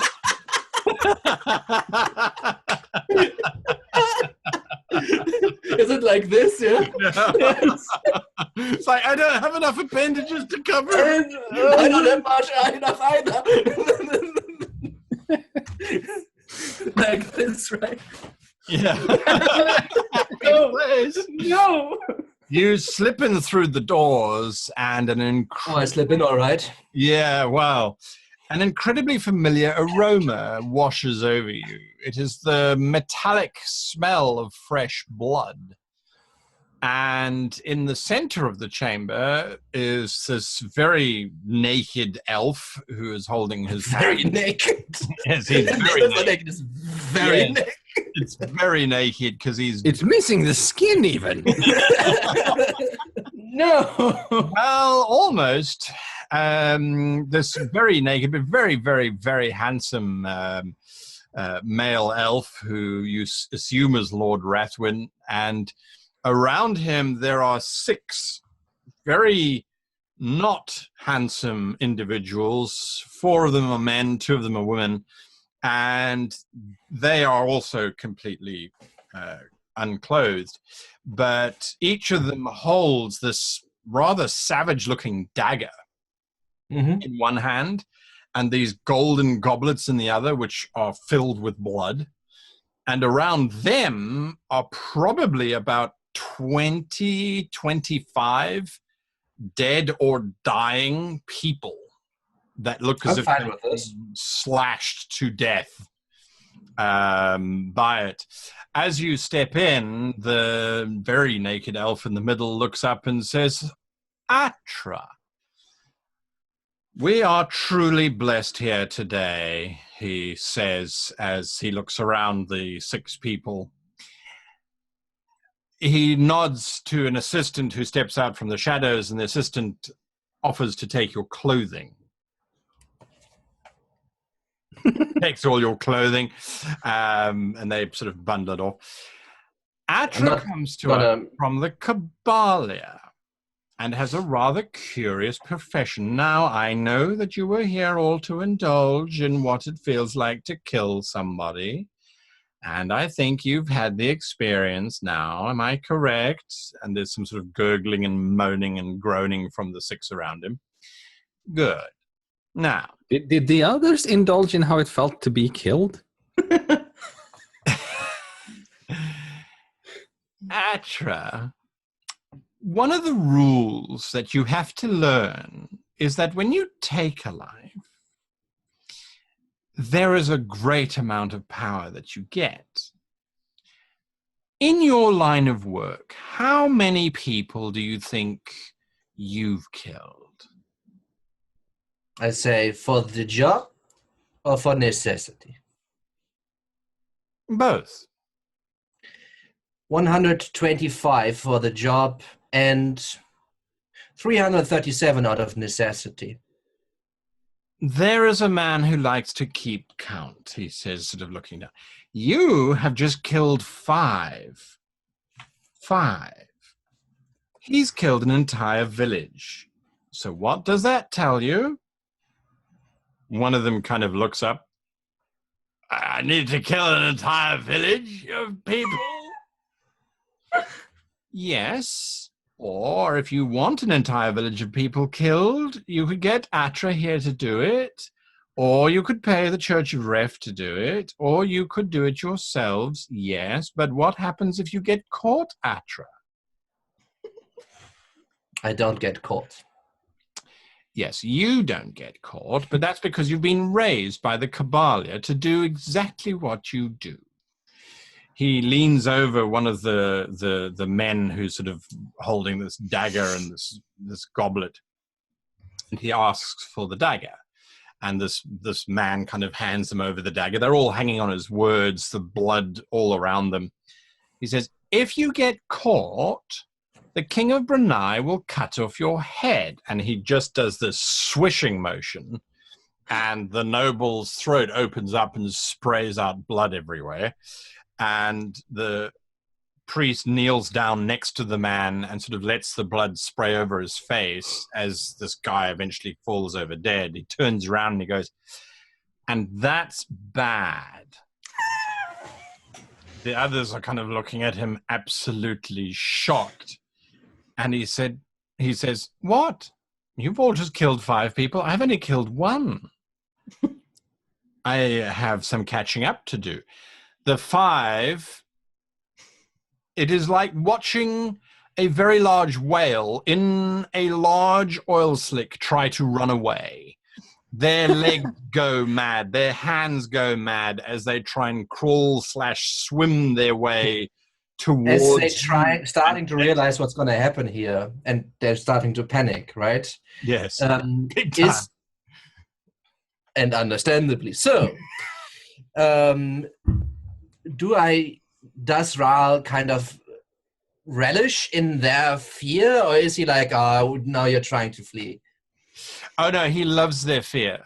He loves seeing them all now desperate to get away from him, because this is his indulgence. He likes to watch people panic. Okay. Because otherwise I would have done something. But yes. if that's the case, then I let him.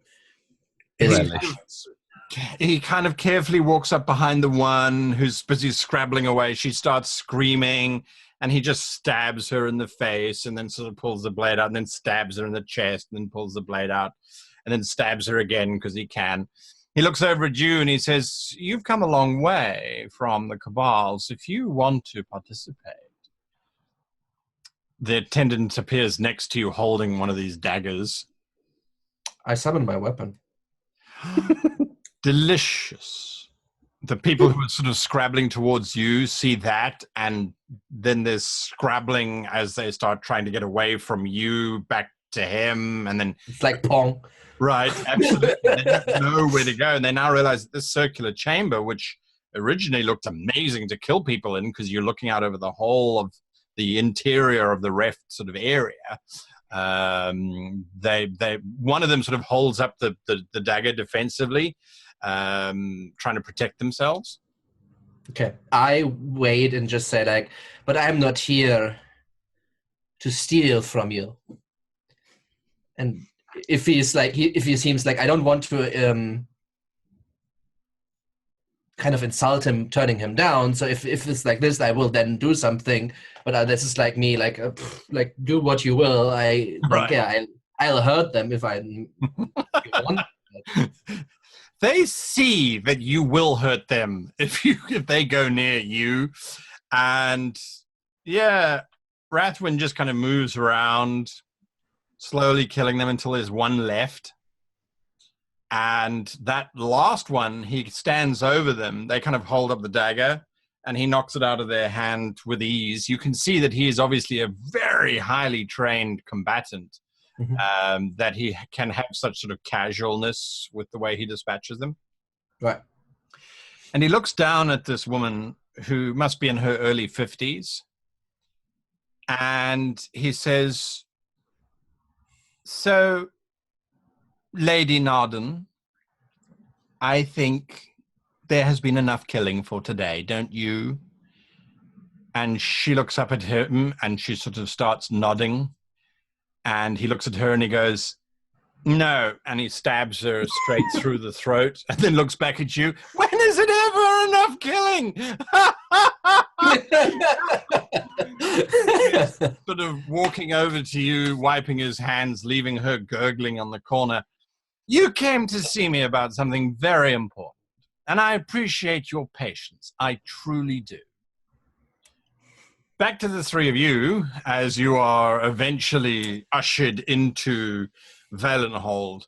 From the outside, Valenhold looks like a stained glass window that was shattered and then rebuilt as a three-dimensional object. From inside, the stained glass is sorely forgotten. It's way above you, but because of the way the city was designed, all the smoke just bellows up into these stained glass pockets and blackens everything. So there's quite a gloomy atmosphere around. Torches and sconces and braziers are all over the place trying to illuminate. But it's also a chaos of merchants trying to sell you. I've got a finger of a priest over here, and I've got the last piece of wood made out of the first piece of wood. You know, they're all trying to sell relics of everything. I got all kinds of long swords. Short long sword, medium long sword, long swords. Exactly. A double long sword. I've even got the silver long sword. Yeah, absolutely. They are trying to hawk everything. And it quickly becomes apparent that navigating through this maze, because it really is a maze, is... And then suddenly just, fish! Fish! Yeah. What? Fish? Yeah? In Valenhold? Correct. Not so fresh. Not so fresh fish. Yes, it's Big just... old fish. It's Completely landlocked city. Where are you heading? We're never going to find Atra in this mess. We don't know where he went. So we focus on the task at hand. Well, what we want is to head this person off before they get to, I'm assuming, the Temple of Tandas here, as he went from the Temple of Tandas there. So I suppose the first thing we should do is make sure that he hasn't somehow already arrived. So we should head to the Temple of Tandas and maybe ask around to see if any important bigwigs have arrived. Oh, yes. Let's find the place. All right. It takes you a good hour to very slowly make your way to Tandas. You ask various people and they sort of point, hey, it's down there, turn left at the temples to Nim. You can't miss Tandas. It's on the opposite side. And there are, for lack of a better word, there is a public transport system.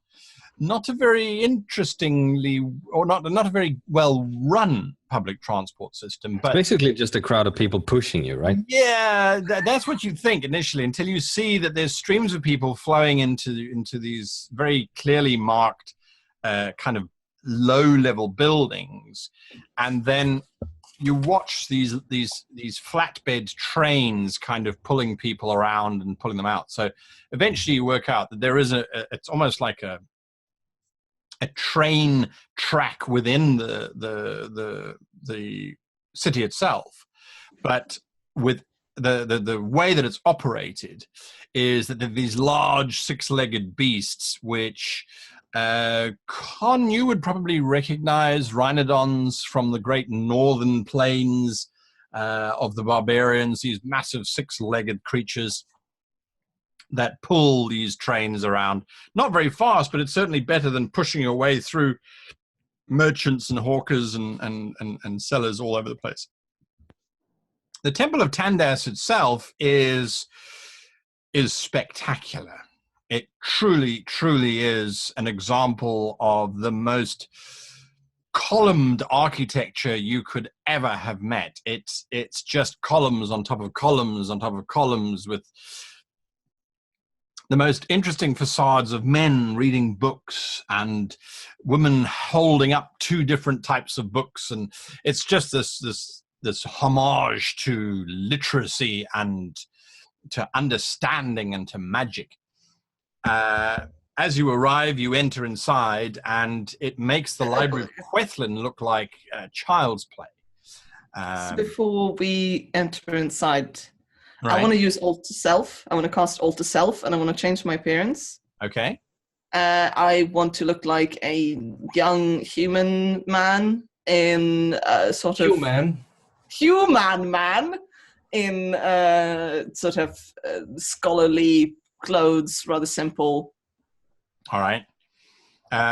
Alter self, you can't change your height, so yes, you do look like a yes, a short young person. I mean, you All right. can alter your height, I think, a bit, but just within reason, right? Yeah. All right. And the two of you just sort of wander in. Just reminds me Still me. One roleplay point I've been meaning to raise.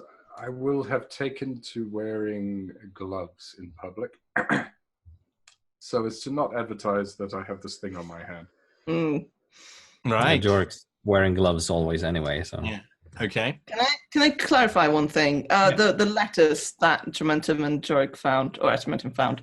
Yes. The priest in Lorken Castle was Lord Belgain. Yeah. And Venkatani was the one here. Correct. Not the other way around. Thank you. Yeah, because that wasn't entirely clear last episode, so that's good. Yeah, or my notes are a little... Sure. Yeah, that's why I have arrows going everywhere. It doesn't make sense. arrows going Like circles. Your arrows are circles. So yes, you step into this magnificent library, and perhaps to your delight or horror, I don't know, it plunges downwards. So when you step out, you're stepping out at the top of this well of books that goes down. Very similar setup to how they have in Qwethlan, with books flying through the air, attendants everywhere. But unlike Qwethlan, this sounds like a fish market on a Saturday morning after a massive catch. There are people shouting everywhere about everything, and there are just slaves running with stacks of books to hand them over to whomever has called for them. Immediately, a young acolyte steps up and says, I'm afraid the ceremony is only starting this afternoon, so if you've come to pray to Tandas, you'll have to go to one of the side chapels. If you're here for a book, then that's fine. Just be prepared to pay for the coin and in exact coinage as well, please. We don't keep much change here. Of course. Just find anyone that's wearing one of these, and he sort of points to a blue sash. They'll help you with the books. All right? Thank Very you. good. Right, good. And then he immediately runs to someone behind you. Hello, welcome to the Temple of Tanda, and sort of goes through his spiel, leaving the three of you in this crazy chaos. This place is fantastic. I look at Adrasai and, so what do we call you now? I don't know. What names do humans have, Con? What's a good human name? Billy. Billy? All right, fine. Billy the human. I like that. I could be Billy the human. I'm Billy the human. Hi, I'm Billy. I'm a human. I like to put water on my hands, Oh. a sheet. And I play human music. Even when it's warm. Look at me, how human I am. Yes, look at me doing my human things. I like to comb the hair on the top of my head, but all other hair is bad. Whoa, whoa, whoa, whoa, whoa, whoa. You need to practice on that. No, I think it's a perfect replication. And on that note, we'll be back again next week. Really? Already? Wow. That was fast. Good Lord, that went fast. For more Adrasai the human. Billy the human. Billy the human. Sorry, Billy the human. I got so caught up in the humanness. It was so lifelike that you just lost I track of totally time. believed that you were a human there for a moment. I know, thank you. Just If for a you minute. stay for the review, thank you for watching. We'll see you again next week when the adventures of the Windswift and Billy continue. For those of you staying with us for the review, let's go through it. There's 5 of us, so it's 1, 2, 3, 4. So that's me up first. Yes, getting to Valenhold basically, and sort of describing Valenhold was the challenge here. It's always a challenge. I like Valenhold because I think it's a place that might exist, drawn specifically from the god quarter of the Roman Empire. They used to do this, where you had all your temples right next to each other. So if you wanted Isis or Set or Ra or Jupiter or whomever, you just sort of went to the god plaza. And I mean, it's also a very, very normal trope in RPGs in general, right? Like if you look at the city of Greyhawk, which is one of the first, right? It's like also like, oh, temple. district. Temples. Everyone goes to that temple district. Correct. Although, to be perfectly fair with you, a lot of medieval cities as well, especially once the church is factionalized and broke apart, you'd have, there's the Catholic Church, there's the Anglican Church, there's the Lutheran, and it's all sort of... Would you say it is similar to insurances? Nonetheless, so yes, I always like Valenhold. It's always something different and something to explore. And so, yeah, not much from my side, really. Just sort of more handling the discussions that are going on and trying to keep the world ticking by. Until something else goes wrong or on. Although there was an interesting interplay with some of my NPCs, which I'll keep for later. But yes, so that's me. Simon, you were in your element there, going.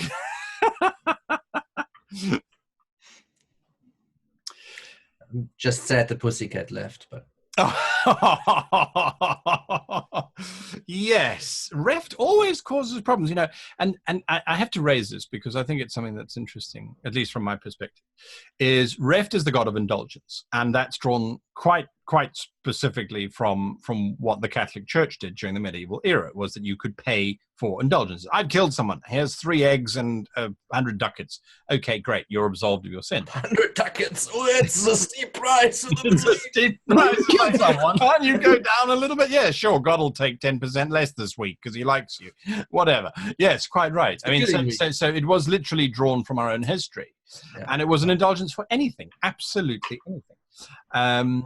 But when I was sort of putting together some of the settings and things, I shared this idea with several other people, and their concern was that it was simply too graphic.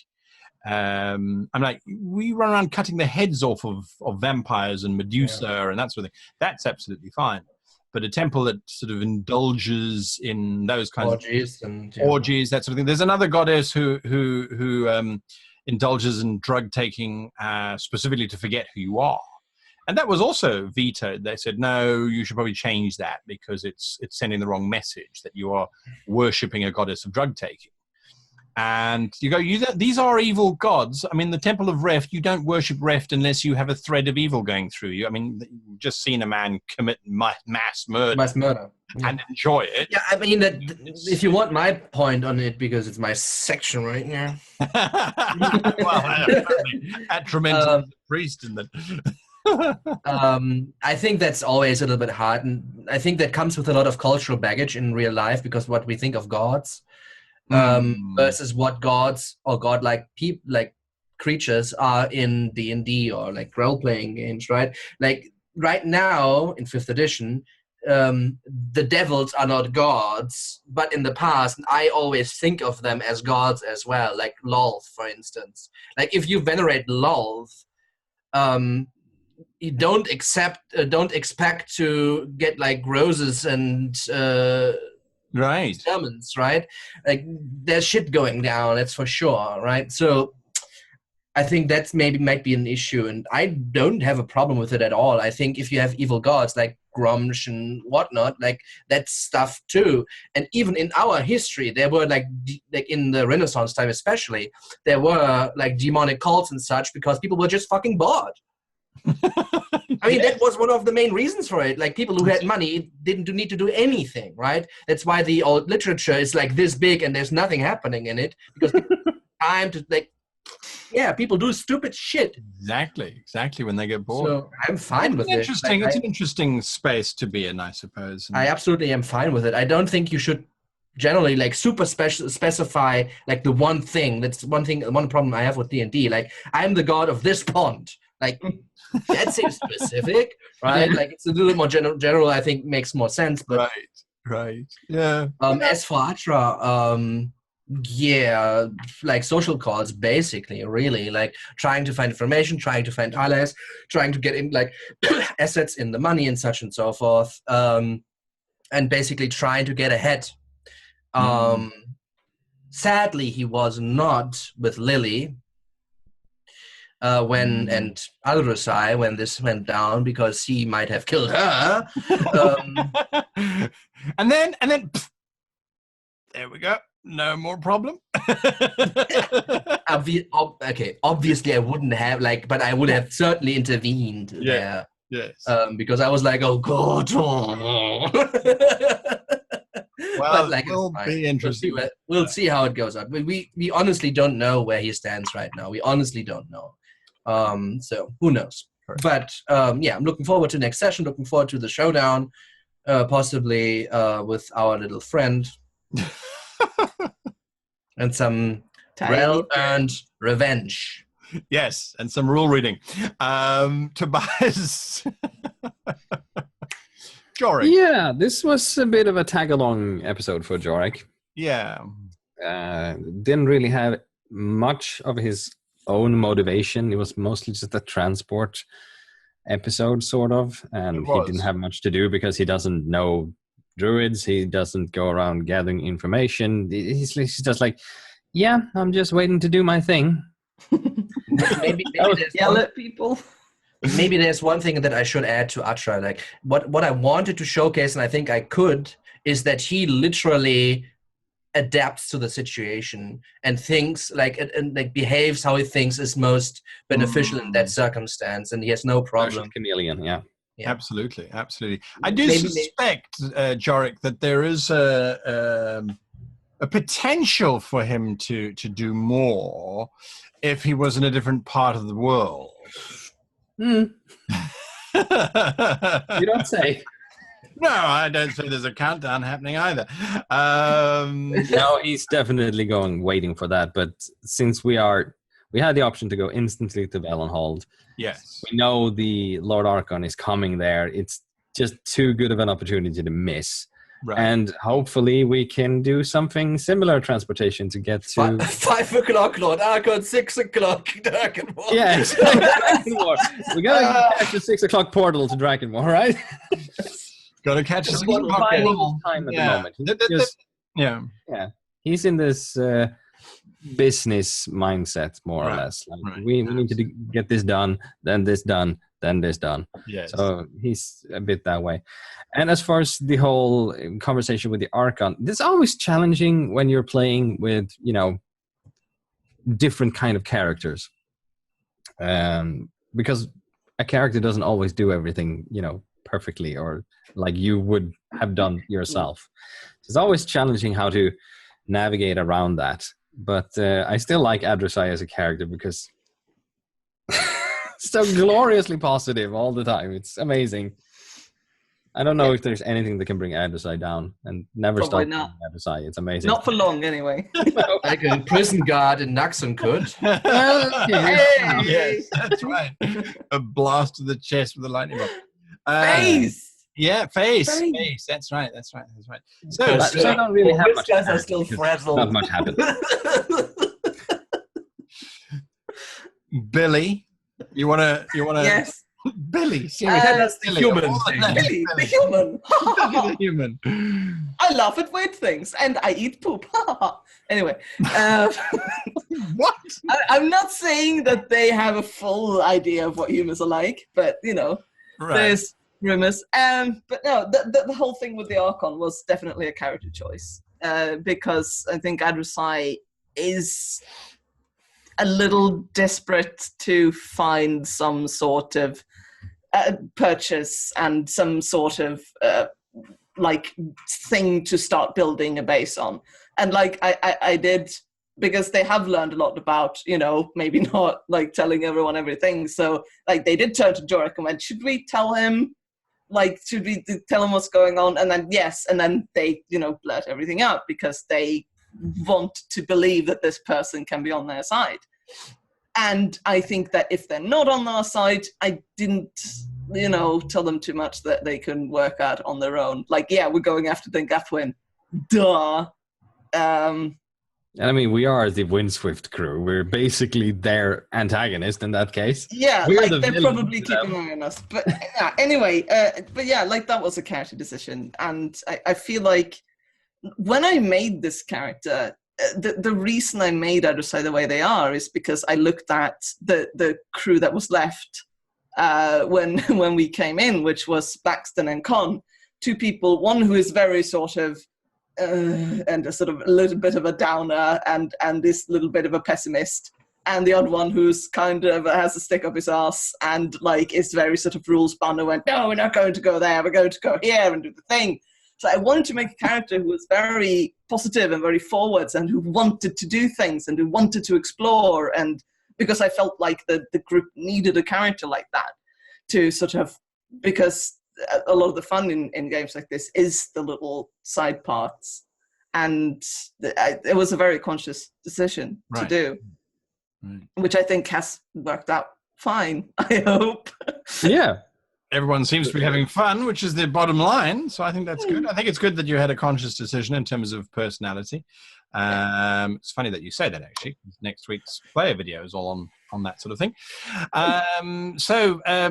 The dour, the dapper, the depressed, the Dapper. I was trying He's to a put druid. I was trying to How put is he dapper? positive energy there. Thoughtful. There we go. Thoughtful. Stratego. Coming now. We need a bigger ship. We need an empire, I think, is Yeah, what's we going need a on in the fleet. back of Con's mind. An army.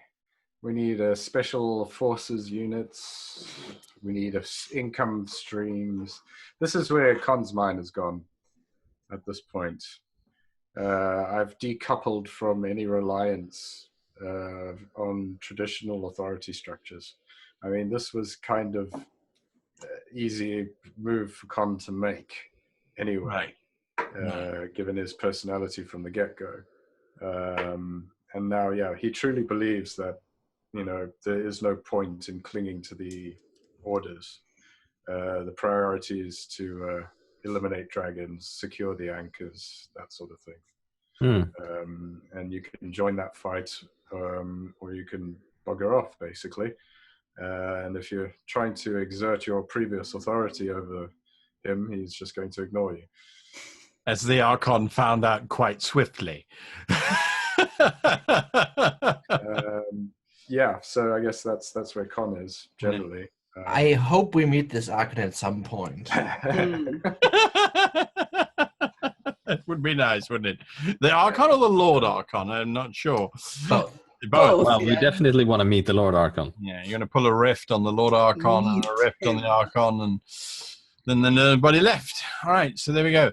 Lovely. All right, thank you for watching and for participating in all the discussions that go on below these videos. We do read them all, and I think Jorik responds to everybody, including himself. Hey! You can also talk about these things in the Discord. Yes. There you go. Absolutely. Thank you, Simon, for reminding me about that. The Discord, the link is below, probably. There is specific Windswift channels to discuss there too. So correct. So if you want to join these guys and have a discussion there, that would be great. So yes, until next time, and until the adventure of the Windswift continues, which will be next week. Goodbye.